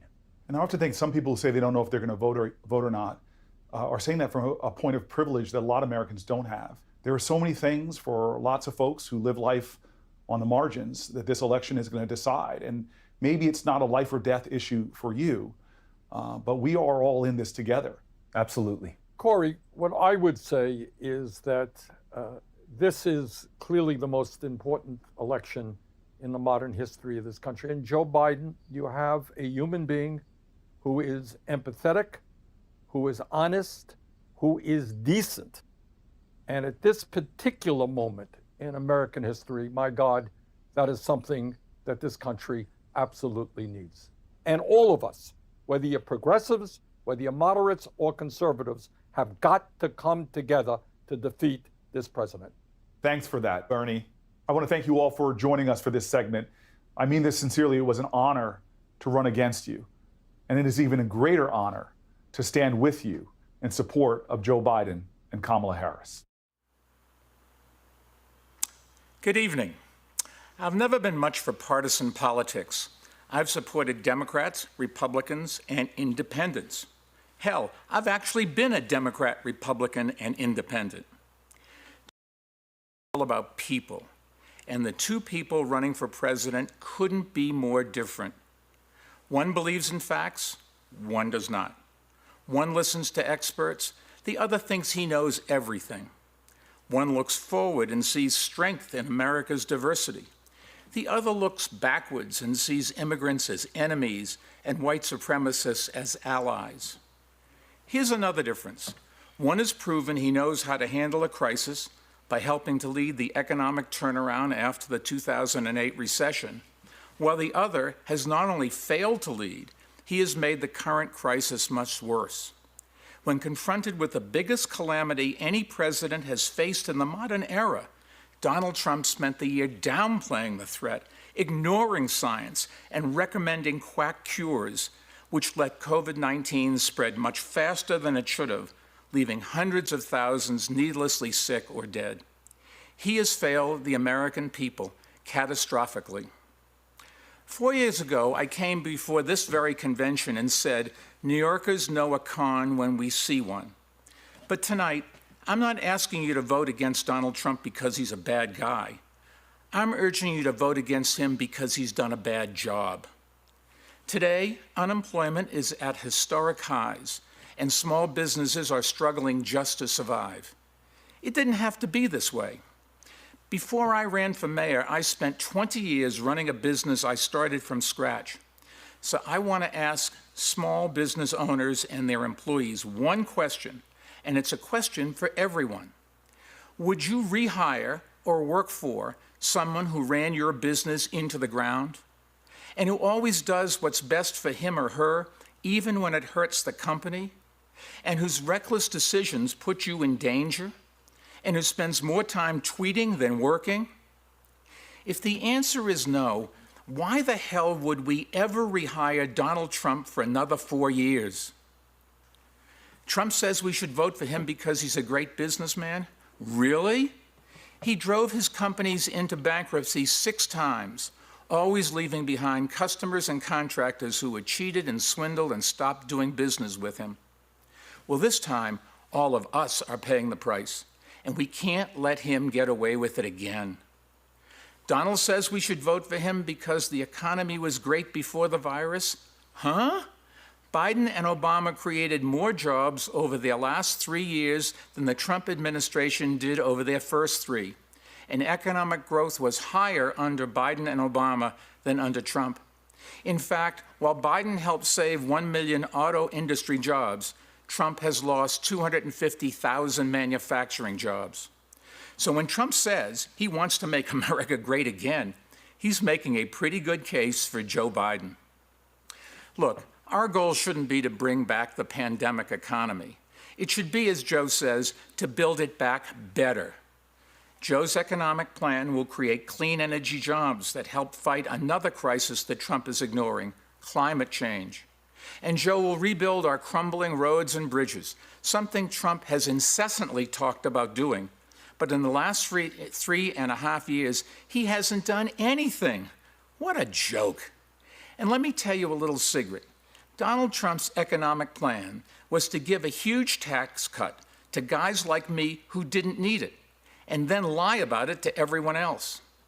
Well, Joe will roll back that tax cut that I got so we can fund things our whole country needs, like training for adults who have lost jobs, and making college more affordable, and investing in American research and development so that the products of tomorrow are made today by American workers. You know, growing up, I was taught to believe that America is the greatest country in the world, not because we won the Second World War, but because of why we fought it for freedom, democracy, and equality. My favorite childhood book was called Johnny Tremaine, about a Boston boy who joins the Sons of Liberty at the dawn of the American Revolution. At the end of the book, Johnny stands on Lexington Commons and sees a nation that is, quote, green with spring, dreaming of the future. That's the America I know and love, and that's the America we are in danger of losing under this president. So let's put an end to this whole sorry chapter in American history and elect leaders who will bring integrity and stability, sanity, and competence back to the White House. Joe and Kamala, go get them for all of us.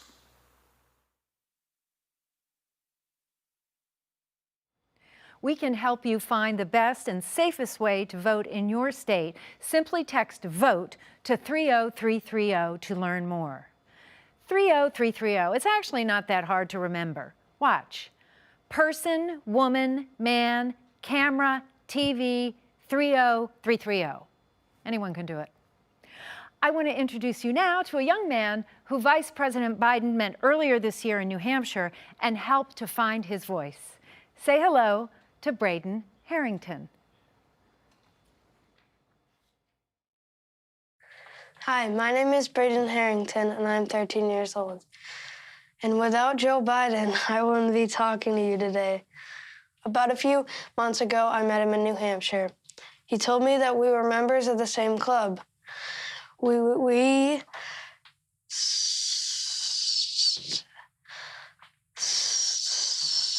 Stutter. It was really amazing to hear that someone like me became vice president. He told me about a book of poems by Yeats he would read out loud to practice. He showed me how he marks his addresses to make them easier to say out loud. So I did the same thing today. And now I'm here talking to you today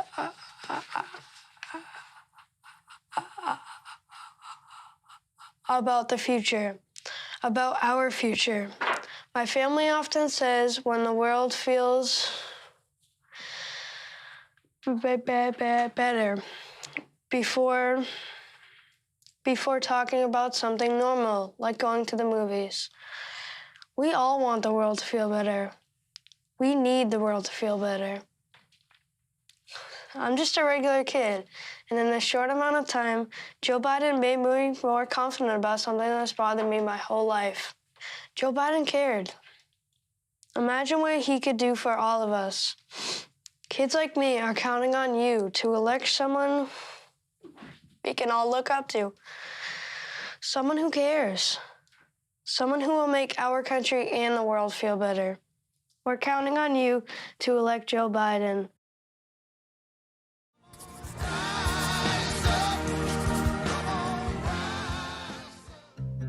The first time I met Joe, I was really new at my synagogue, and I had to do a funeral service and a shiva, and towards the end of the service, the door opens up, and this person who was much younger than these octogenarians who were there walked in the room. It was our U.S. Senator, Joe Biden. He was just very respectful, and he stayed in the back, and his head was bowed in reverence.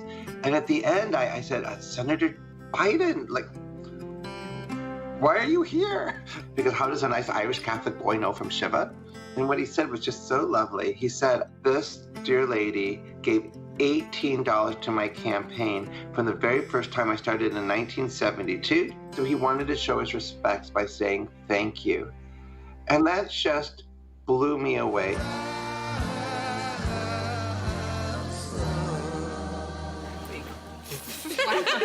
I think you guys might have thought we were smaller. Yeah. Granddaughter interview, take one. No, this is good. Okay. So what don't I know about your grandfather? He's always eating ice cream. Usually it's like vanilla with chocolate sprinkles. Vanilla on a regular night. No, chocolate chip in it. Yeah, Chocolate and the Breyers that have half chocolate and half vanilla. He likes ice cream in hidden ways. Yeah. Eating it like in the freezer so that He eats my it grandma facing the doesn't freezer. see. He hides it. How often does he call you? Every day. Yeah, every day. Like if we don't talk to him for like a day, He'll ask what's wrong. Yeah, he'll think we're not a lot. He always calls with the same energy, even after he's just done 15 interviews in a row. Hi, Pop. I was just talking about you. I don't necessarily pick up every day, but I have a lot of voicemails. He will pick up our calls no matter where he is. He'd be like on stage giving a speech, and we'd call him and he'd be like, "What's wrong? Is everything good?" And we'd be like, Just "No." calling to check in. Yeah. What does the word family mean to you? It's a lot of time together. It's like we've grown up together. He's made sure that every single tradition, every holiday, we're all together. I don't think that there's been any decision, no matter how big or small, that we haven't decided as a family. Pop told us that this election would be totally different from any other election ever. He was worried how it would affect his kids. Whether or not we wanted to go through another campaign and be scrutinized by the press. There had been talks of a big meeting coming. It's normally called by the parents, I would say, but this time it was called by me. I came down from Penn, and Maisie came up from DC, and my cousins lived down the road. He thought we were calling a meeting sort of to like discuss, whether or not we wanted him to, but really we were calling it to be like, get in that race, hurry up. We just knew that he had to run, and we weren't gonna take no as an answer. At the end of the day, I think we're all very happy we had that meeting. All right, well, when you get back there, give me a call to tell me how the whole thing went, okay? Okay, I will. I love you, baby. I love you too.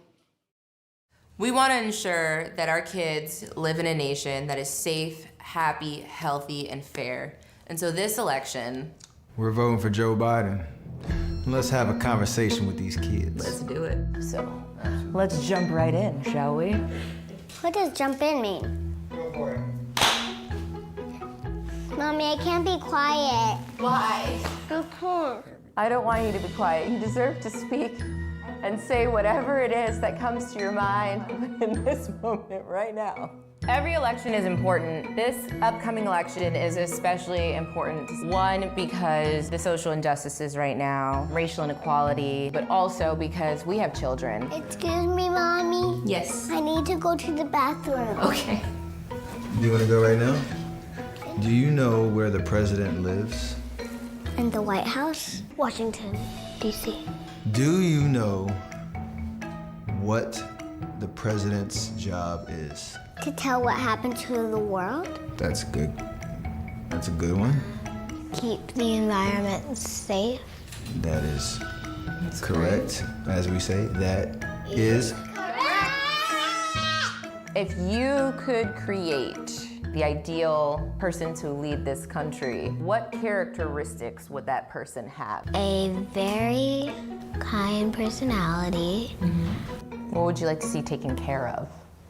I would like to see them taking care of the earth and the people. So, girls, it is 2020 and the election is coming up in November.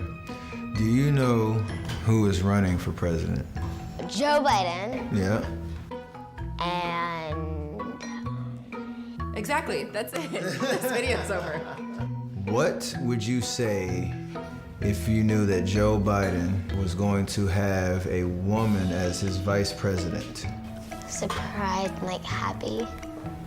Why? There's like not a lot of like women being president and helping alongside the president. How important do you think your faith is in the way that you live your life? Really big, because I'm grateful for all the things that I have and that I love my family. And with that said, everyone, we really thank you, one, for listening to this very candid conversation with our daughters. And we just want to encourage you to truly do your research, think about your own homes and what you'd like to see projected out into the world in the right direction is making sure that you vote this election for Biden. Whatever you do, please vote. Every vote counts. Just remember that. You gonna dance out? Here's the big question. How much of your time and energy are you willing to devote to elect Joe Biden? Here's my answer. I'm going all in. Look, elections can break your heart, but sometimes they can make you sing from the mountaintops. And this year, we're gonna sing. This year, we're going to elect a president who's honest, experienced, and intelligent. A president who actually believes in the rule of law, who will restore dignity and normalcy to the White House and the soul of this nation. And boy, won't that be something. One of my favorite things Joe Biden says is that you can succeed in life without sacrificing your ideals or your commitment to family. So, who better to introduce our nominee, Joe Biden, than his children. I'm Hunter Biden. And I'm Ashley Biden. Joe Biden is our dad. And Beau is our brother. We want to tell you what kind of president our dad will be. He will be tough, and honest, caring, and principled. He'll listen. He'll be there when you need him. He'll tell you the truth even when you don't want to hear it. He'll never let you down. He'll be rock steady. The strongest shoulder you can ever lean on. He'll beam with pride every time you succeed. He'll make your grandkids feel that what they've got to say matters. He'll treat everyone with respect, no matter who you are. He'll get up no matter how many times he's been knocked down. He'll be the worst enemy any bully ever saw. He'll be the best friend you've ever had. He'll love you with all of his heart. And if you give him your cell phone number, he's going to call it. How do we know? Because he's been that way our whole lives. He's been a great father. And we think he'll be a great president. Beau isn't with us any longer. But he is still very much alive in our hearts. And we can still hear his strong voice. Just like it was yesterday. Just like it was yesterday. In 2008 and 2012, he introduced our dad at those conventions. And if he was here, we're pretty sure we'd know what he'd say. So before we show you a film about our dad's journey, we wanted to give Beau the last word. Beau? Beau, take it away.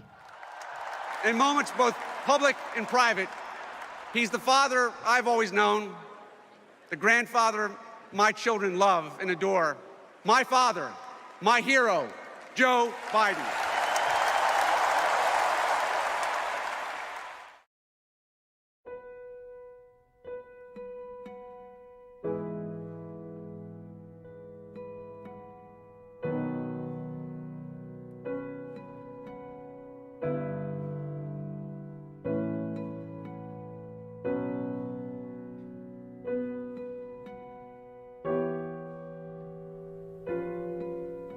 Our lives have been turned upside down, shattered and shaken. But the American story has had moments like this before. And he was there, answering the call. When we came into office in 2009, we were going through what was then the worst financial and economic crisis since the Great Depression. The economy was hemorrhaging hundreds of thousands of jobs a week. People were losing their homes to foreclosure. The financial system was in tatters. Auto sales had dropped to near zero levels. The auto companies faced bankruptcy, and many said, let them fail. But Joe remembered his father and what it meant to lose a job.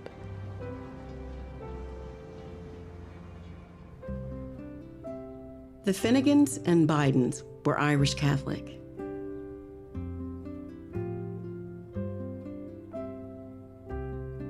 Joe was their first. And then his sister Valerie.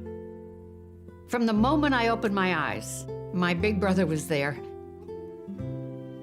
The thing that was most important was family and family and family. As the post-war boom faded, Joe's father struggled to find work in Scranton. But 140 miles south, there was a job cleaning boilers in Wilmington. There was a long stairway up to the second floor. Dad went up to Joey in our bedroom and saying, Joey, you gotta be a big boy. For the first time, Joe saw the heavy burden on a father. And it was a lesson he would never forget. The job is a lot more than a paycheck. It's about dignity. The country was losing tens of thousands of jobs a day, and they needed 3 votes to pass the economic rescue package. Joe Biden was handled the task of going to get those 3 Republican votes. Joe returned to the place where he had been so effective. Passionate argument, sympathetic listening, a willingness to make adjustments and accommodations to bring people on board. When the law finally passed, the president tapped his partner to run the program. Joe tracked every dollar, calling mayors and governors. Talking to them on the phone, one-on-one. He gave all of them his cell phone. And I watched him bring his heart to that job. It matters that you have in your mind the family that you're trying to reach, the neighborhood that you're trying to reach, the people whose lives are affected by what you do. The skills that had made him so effective had not come easy. When he entered school, there was a problem. Joe had a stutter. And it's mortifying. It allows that child to become an object of ridicule. When his teacher mimicked him and Joe ran home from school, his mother drove him back. Did you say to my son, Mr. Biden? The nun said, I was just trying to make a point. My mother stood up, all 5'2" of her. If you ever talk to my son like that again, I'll come back and rip that damn bonnet off your head. Do you understand me? Joey, go back to class. Joe resolved to overcome his stutter. Some letters are harder than others. And I used to get up at night and go stand in front of the mirror with a flashlight and practice. She'd make me look her in the eye. Look at me. Remember, Joey, you're the smartest boy in that class. Nobody's better than you, Joey. From having to deal with stuttering, it gave me insight into other people's pain, other people's suffering. At 19, Joe sought out a summer job that few of his peers considered taking. He was a lifeguard along with the black lifeguards. That's when I first seen Joe, and we became friends. It was one of the best things I've ever done because it gave me a sense that we really didn't know one another. After Martin Luther King Jr. was assassinated, riots broke out in Wilmington, and the National Guard stayed for almost a year. I quit the law firm and asked for a job to become a public defender. That's what sort of got me involved in politics. J. Caleb Boggs was a popular war hero in a solidly Republican state, and few took Joe's campaign seriously. In Delaware, the Democratic Party was non-functional. When it got time to put up a candidate, they didn't want to touch it. This young upstart, Joe Biden, who had a lot of ideas and no money, no influence, the party said, okay, well then go ahead, Biden. Give it a whirl. That's all I can ask. Just look, if you like what you see, help me out. If not, vote for the other fellow. But look me over if you would. You know, we'd have a coffee, and we'd come out of that, we'd have 5 more coffees. He was very articulate on the issues. He brought people to say, not just that, well, I agree with what you're doing, is, you know, what can I do to help? Delaware is the first state. J. Caleb Boggs, who is the incumbent Republican, being challenged by Joseph Biden. Biden is a Democrat who's 29 years of age. But exhilaration soon turned to tragedy. I mean, it was clear he had decided that I'm not going to be a senator, that the boys need me too much. I was prepared to walk away in 1973. But men like Ted Kennedy and Mike Mansfield and Hubert Humphrey and Fritz Hollings, Danny Inouye, they convinced me to stay. Just stay 6 months, Joe. Remember, Danny? Just stay 6 months. He couldn't allow the suffering to debilitate him. Just like he couldn't allow the stuttering to define him. That's the backbone. There's something bigger than Joe's suffering. The Senate turned out to be a wonderful place for him. He had a real gift for bringing people together.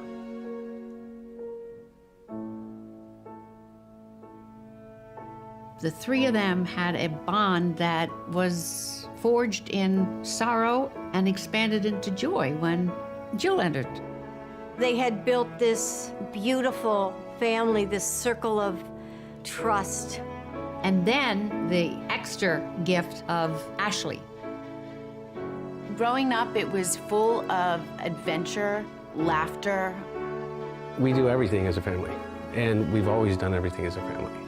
He was always a good, loving father. I mean, there's nothing more important to Joe than his children. It's hard to explain how ever-present he was in our lives. You don't have to guess what my dad believes. A great benefit of being my father is that he doesn't have to contort himself into different people at different times. Bo was going to do fine things. I mean, he had it all. And then he got sick. The whole world tilted. And it felt like we were all falling off. Once again, Joe faced the unimaginable. My mother, she said, bravery resides in every heart, and someday it will be summoned.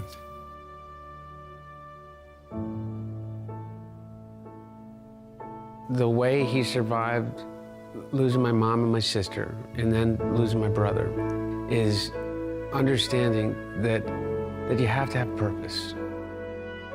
Every day I get up, I ask myself, I hope he's proud of me, because that's the thing that makes me move on. From his time in the Senate and then the White House, Joe always found a way forward, forging unlikely friendships and alliances. And time after time, he made progress possible, and always holding in his heart the struggles of his family and every family, always fighting to make his country whole. It's a very rare quality to bring your empathy skills to the process of governing. Joe Biden never forgets that that's the point of moving the wheels of government. He will keep his word. He will reach out and hear what other people have to say. To have somebody who believes in what's best in us, somebody like Joe Biden who actually believes in the American idea, that's the kind of person who I want in the White House.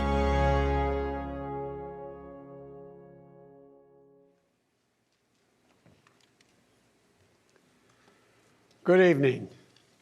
Ella Baker, a giant of the civil rights movement, left us with this wisdom: give people light, and they will find the way. Give people light. Those are words for our time. The current president has cloaked American darkness for much too long. Too much anger, too much fear, too much division. Here and now, I give you my word. If you entrust me with the presidency, I will draw on the best of us, not the worst. I will be an ally of the light, not the darkness. It's time for us, for we the people, to come together. And make no mistake, united we can and will overcome this season of darkness in America. We'll choose hope over fear, facts over fiction, fairness over privilege. I'm a proud Democrat, and I'll be proud to carry the banner of our party into the general election. So it's with great honor and humility I accept this nomination for President of the United States of America. But while I'll be a Democratic candidate, I will be an American president. I'll work hard for those who didn't support me, as hard for them as I did for those who did vote for me. That's the job of a president, to represent all of us, not just our base or our party. This is not a partisan moment. This must be an American moment. It's a moment that calls for hope and light and love, hope for our future, light to see our way forward, and love for one another. America isn't just a collection of clashing interests of red states or blue states. We're so much bigger than that. We're so much better than that. You know, nearly a century ago, Franklin Roosevelt pledged a New Deal in a time of massive unemployment, uncertainty, and fear. Stricken by a disease, stricken by a virus, FDR insisted that he would recover and prevail, and he believed America could as well. And he did, and we can as well. This campaign isn't just about winning votes. It's about winning the heart and, yes, the soul of America. Winning it for the generous among us, not the selfish. Winning it for workers who keep this country going, not just the privileged few at the top. Winning it for those communities who have known the injustice of a knee on the neck. for all the young people who have known only America being rising inequity and shrinking opportunity. They deserve the experience of America's promise. They deserve to experience it in full. You know, no generation ever knows what history will ask of it. All we can ever know is whether we're ready when that moment arrives. And now history has delivered us to one of the most difficult moments America's ever faced. Four historic crises, all at the same time. A perfect storm. The worst pandemic in over 100 years. The worst economic crisis since the Great Depression. The most compelling call for racial justice since the 60s. And the undeniable realities and just the accelerating threats of climate change. So the question for us is simple. Are we ready? I believe we are. We must be. You know, all elections are important. But we know in our bones this one is more consequential. As many have said, America is at an inflection point. A time of real peril, but also of extraordinary possibilities. We can choose a path of becoming angrier, less hopeful, more divided, a path of shadow and suspicion, or we can choose a different path and together take this chance to heal, to reform, to unite, a path of hope and light. This is a life-changing election. This will determine what America is going to look like for a long, long time. Character is on the ballot. Compassion is on the ballot. Decency, science, democracy, they're all on the ballot. Who we are as a nation, what we stand for, and most importantly, who we want to be, that's all on the ballot. And the choice could not be more clear. No rhetoric is needed. Just judge this president on the facts. 5 million Americans infected by COVID-19. More than 170,000 Americans have died. By far the worst performance of any nation on earth. More than 50 million people have filed for unemployment this year. More than 10 million people are going to lose their health insurance this year. Nearly 1 in 6 small businesses have closed this year. And this president, if he's reelected, you know what will happen. Cases and deaths will remain far too high. More mom and pop businesses will close their doors, and this time for good. Working families will struggle to get by. And yet the wealthiest 1% will get tens of billions of dollars in new tax breaks. And the assault on the Affordable Care Act will continue until it's destroyed, taking insurance away from more than 20 million people, including more than 15 million people on Medicaid, and getting rid of the protections that President Obama worked so hard to get passed for people who have 100 million more people who have pre-existing conditions. And speaking of President Obama, a man I was honored to serve alongside for 8 years as vice president, let me take this moment to say something we don't say nearly enough. Thank you, Mr. President. You were a great president, a president our children could and did look up to. No one's going to say that about the current occupant of the White House. What we know about this president is if he's given 4 more years, he'll be what he's been for the last 4 years. A president who takes no responsibility, refuses to lead, blames others, cozies up to dictators, and fans the flames of hate and division. He'll wake up every day believing the job is all about him, never about you. Is that the American you want for you, your family, your children?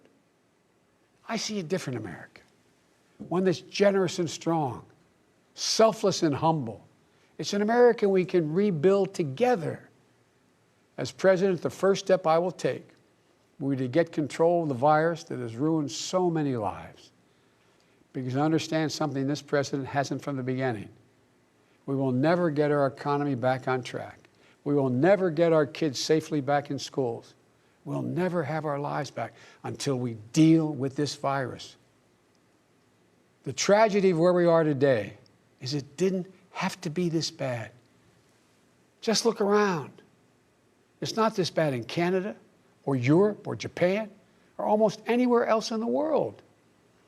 And the president keeps telling us the virus is going to disappear. He keeps waiting for a miracle. Well, I have news for him. No miracle is coming. We lead the world in confirmed cases. We lead the world in deaths. Our economy is in tatters, with Black, Latino, Asian American, Native American communities bearing the brunt of it. And after all this time, the president still does not have a plan. Well, I do. If I'm your president, on day one, we'll implement the national strategy I've been laying out since March. We'll develop and deploy rapid tests with results available immediately. We'll make the medical supplies and protective equipment that our country needs. And we'll make them here in America, so we will never again be at the mercy of China or other foreign countries in order to protect our own people. We'll make sure our schools have the resources they need to be open, safe, and effective. We'll put politics aside. We'll take the muzzle off our experts so the public gets the information they need and deserve. Honest, unvarnished truth. They can handle it. We'll have a national mandate to wear masks, not as a burden, but as a patriotic duty to protect one another. In short, we'll do what we should have done from the very beginning. Our current president has failed in his most basic duty to the nation. He's failed to protect us. He's failed to protect America. And my fellow Americans, that is unforgivable. As president, I'll make you a promise. I'll protect America. I will defend us from every attack, seen and unseen, always, without exception, every time. Look, I understand. I understand how hard it is to have any hope right now. On this summer night, let me take a moment to speak to those of you who have lost the most. I have some idea how it feels to lose someone you love. I know that deep black hole that opens up in the middle of your chest and you feel like you're being sucked into it. I know how mean and cruel and unfair life can be sometimes. But I've learned two things. First, your loved one may have left this earth, but they'll never leave your heart. They'll always be with you. You'll always hear them. And second, I found the best way through pain and loss and grief is to find purpose. As God's children, each of us have a purpose in our lives.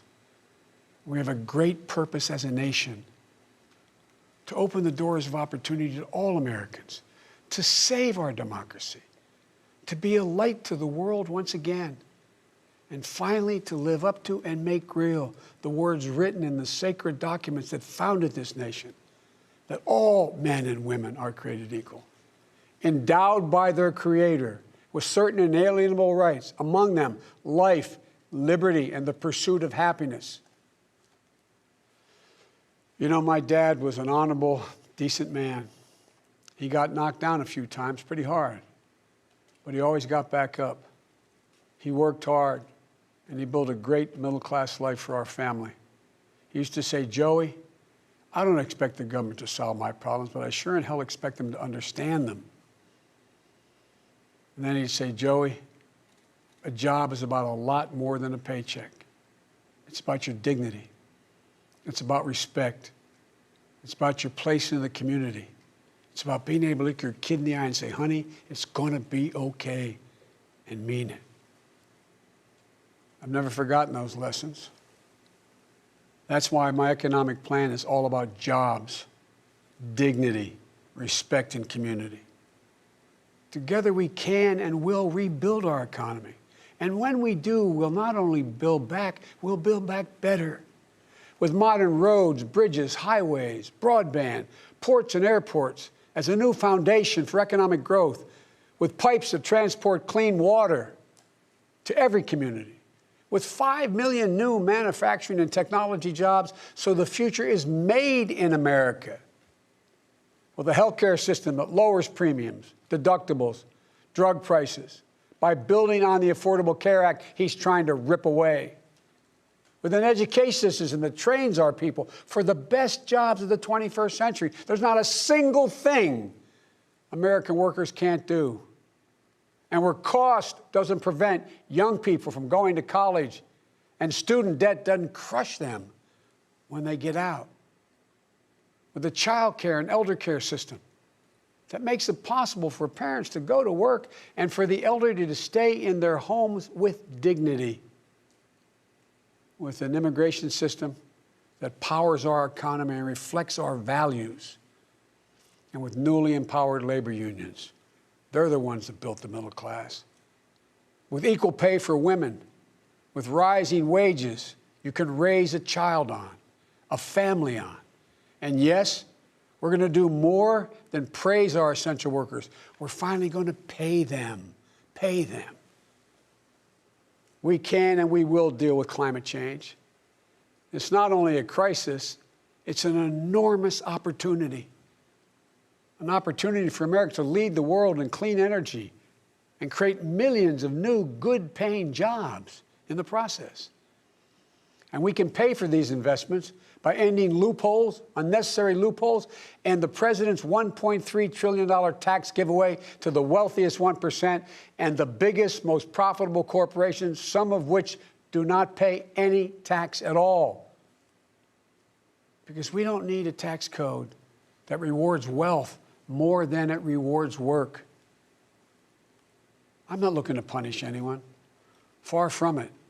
But it's long past time the wealthiest people and the biggest corporations in this country paid their fair share.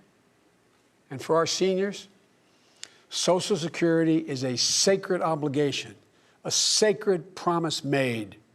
They paid for. The current president is threatening to break that promise. He's proposing to eliminate a tax that pays for almost half the Social Security without any way of making up for that lost revenue, resulting in cuts. I will not let that happen. If I'm your president, we're going to protect Social Security and Medicare. You have my word. One of the most powerful voices we hear in the country today is from our young people. They're speaking to the inequity and injustice that has grown up in America. Economic injustice, racial injustice, environmental injustice. I hear their voices. If you listen, you can hear them too.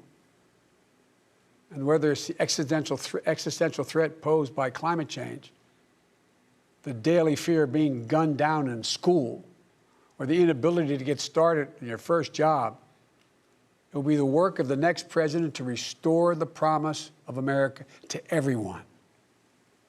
And I'm not going to have to do it alone, because I'll have a great vice president at my side. Senator Kamala Harris. She's a powerful voice for this nation. Her story is the American story. She knows about all the obstacles thrown in the way of so many in our country. Women, Black Americans, South Asian Americans, immigrants, the left out and the left behind. But she's overcome every obstacle she's ever faced.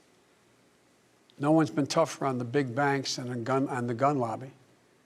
No one's been tougher in calling out the current administration for its extremism, its failure to follow the law, its failure to simply tell the truth. Kamala and I both draw from our families. That's where we get our strength. For Kamala, it's Doug and their families. For me, it's Jill and ours. I've said many times, no man deserves one great love in his life, let alone two. But I've known two. After losing my first wife in that car accident, Jill came into my life. She put our family back together. She's an educator, a mom, a military mom, and an unstoppable force. If she puts her mind to it, just get out of the way. She's going to get it done. She was a great second lady, and I know she'll make a great first lady for this nation. She loves this country so much. And I'll always have the strength that can only come from family. Hunter, Ashley, all our grandchildren, my brothers, my sister, they give me courage. They lift me up while he's no longer with us. Bo inspires me every day. Bo served our nation in uniform. A year in Iraq, a decorated Iraqi war veteran. So I take very personally the profound responsibility of serving as Commander-in-Chief. I'll be a president who will stand with our allies and friends and make it clear to our adversaries the days of cozying up to dictators is over. Under President Biden, America will not turn a blind eye to Russian bounties on the heads of American soldiers. Nor will I put up with foreign interference in our most sacred democratic exercise, voting. And I'll always stand for our values of human rights and dignity. I'll work in common purpose for a more secure, peaceful, and prosperous world. History has thrust one more urgent task on us. Will we be the generation that finally wipes out the stain of racism from our national character? I believe we're up to it. I believe we're ready. Just a week ago yesterday was the 3rd anniversary of the events in Charlottesville. Close your eyes. Remember what you saw on television. Remember seeing those neo-Nazis and Klansmen and white supremacists coming out of fields with lighted torches, veins bulging, spewing the same anti-Semitic bile heard across Europe in the 30s. Remember the violent clash that ensued between those spreading hate and those with the courage to stand against it. And remember what the president said when asked? He said there were, quote, very fine people on both sides. It was a wake-up call for us as a country, and for me, a call to action. At that moment, I knew I'd have to run, because my father taught us that silence was complicity, and I could never remain silent or complicit. At the time, I said we were in the battle for the soul of this nation. And we are. You know, one of the most important conversations I've had this entire campaign, it was with someone who was much too young to vote. I met with 6-year-old Gianna Floyd the day before her daddy, George Floyd, was laid to rest. She's an incredibly brave little girl. And I'll never forget it. When I leaned down to speak to her, she looked in my eyes and she said, and I quote, "Daddy changed the world. Daddy changed the world." Her words burrowed deep into my heart. Maybe George Floyd's murder was a breaking point. Maybe John Lewis's passing the inspiration. But however it's come to be, however it's happened, America's ready, in John's words, to lay down, quote, the heavy burden of hate at last, and to end the hard work of rooting out our systemic racism. You know, American history tells us that it's been in our darkest moments that we've made our greatest progress, that we found the light.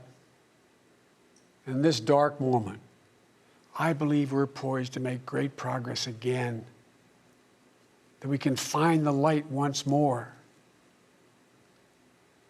You know, many people have heard me say this, but I've always believed you can define America in one word: possibilities.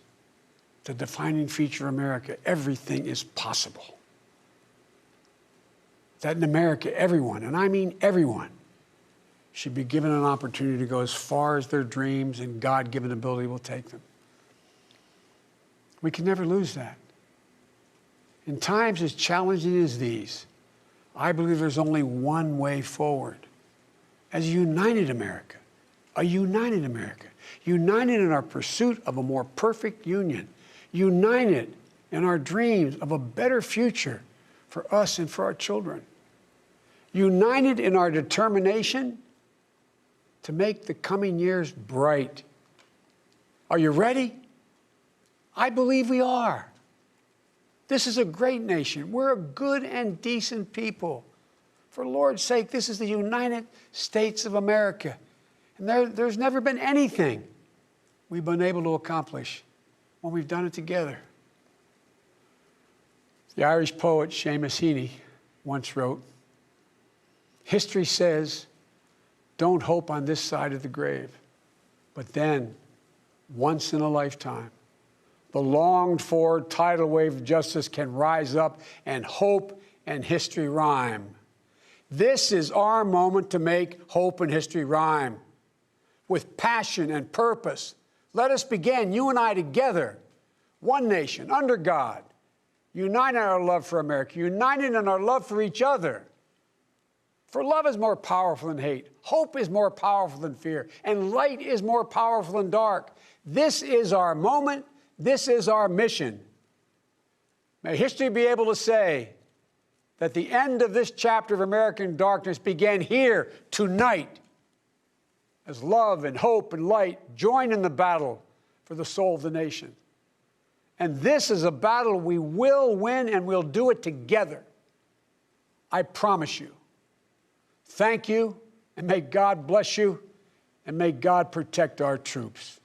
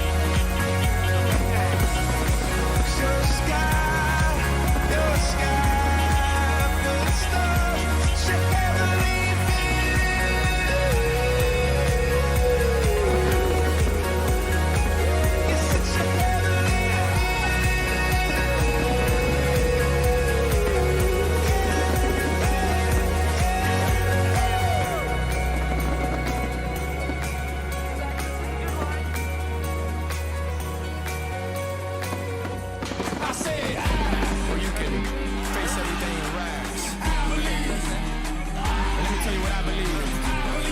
I believe we gon' face everything in rags.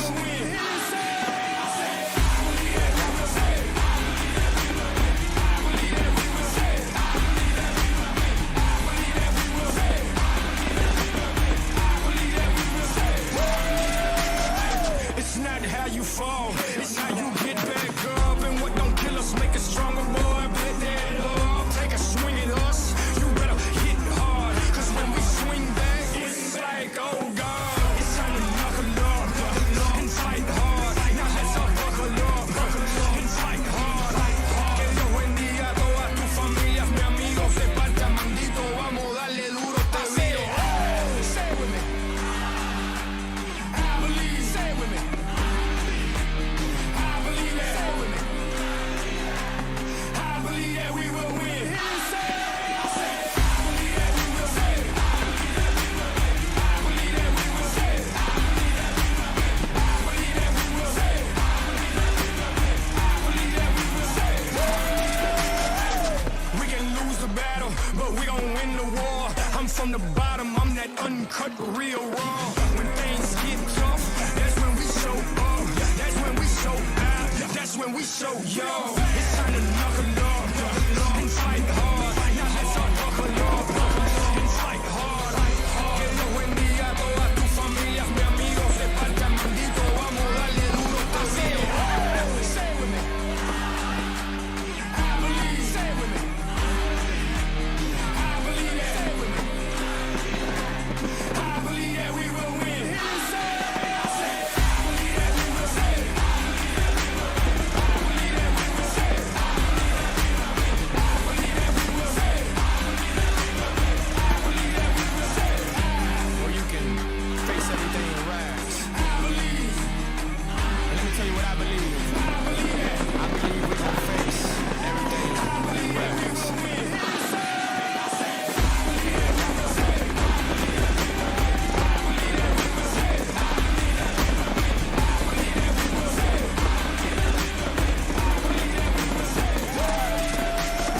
It's not how you fall, it's how you get back up. And what don't kill us make us stronger, boy. Bet that up, take a swing at us.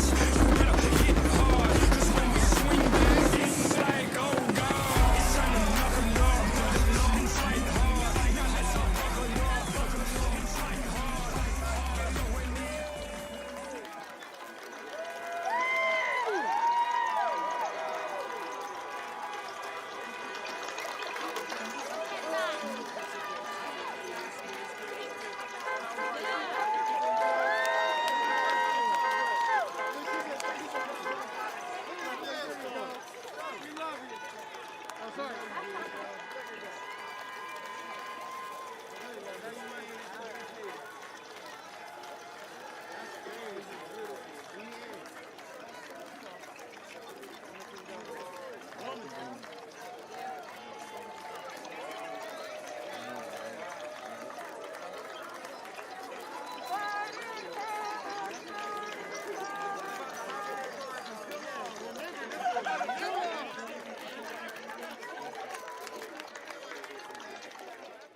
Good evening.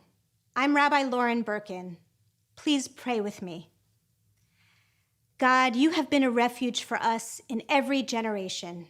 As we conclude this convention from the safety of our homes, we pray for a national home where security, dignity, and prosperity abound for all its inhabitants.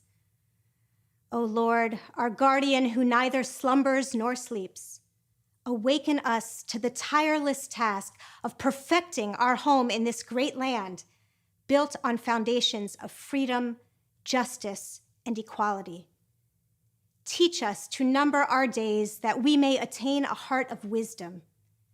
Strengthen us each day in our sacred duty to promote leaders who will transform crisis into hope, challenge into opportunity, cruelty into compassion, and hate into love.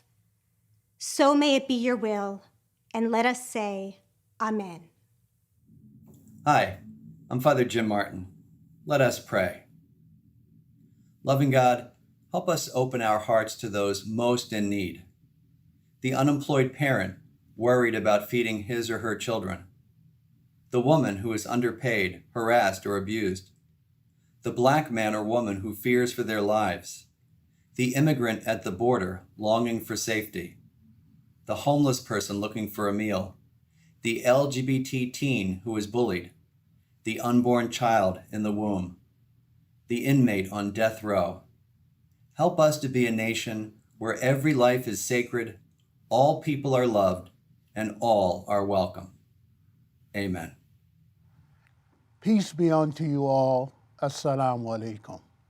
I am Al-Hajj Talib Abdul Rashid, Imam of the Mosque of Islamic Brotherhood, Incorporated, located in New York City. Bismillahir-Rahmanir-Rahim. In the name of Allah, the merciful, the compassionate God. Ya Ilahun Nas, O God of mankind. Send us forth this night, we pray, inspired with the courage to transform ourselves and our society.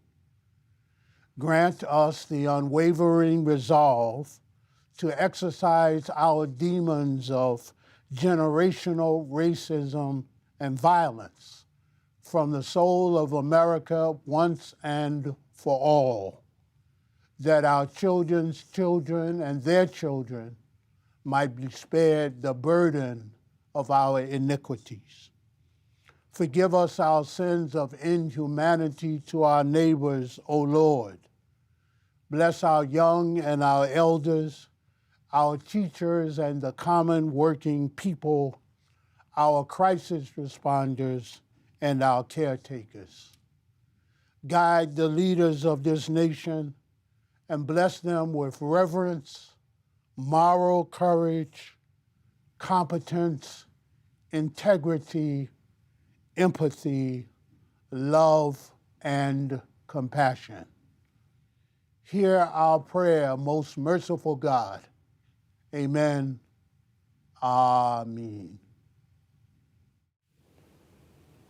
4 days ago, we came together to begin a historic convention, a convention across America.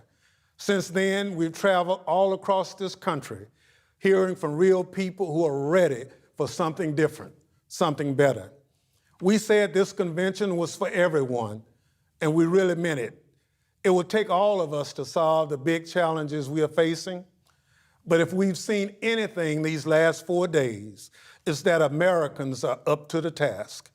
So if you came here uncertain, I hope you're leaving resolved. And if you came here resolved, I hope you're leaving fired up and ready to elect Joe Biden as our president and Kamala Harris as our vice president, and get out to vote for Democrats everywhere.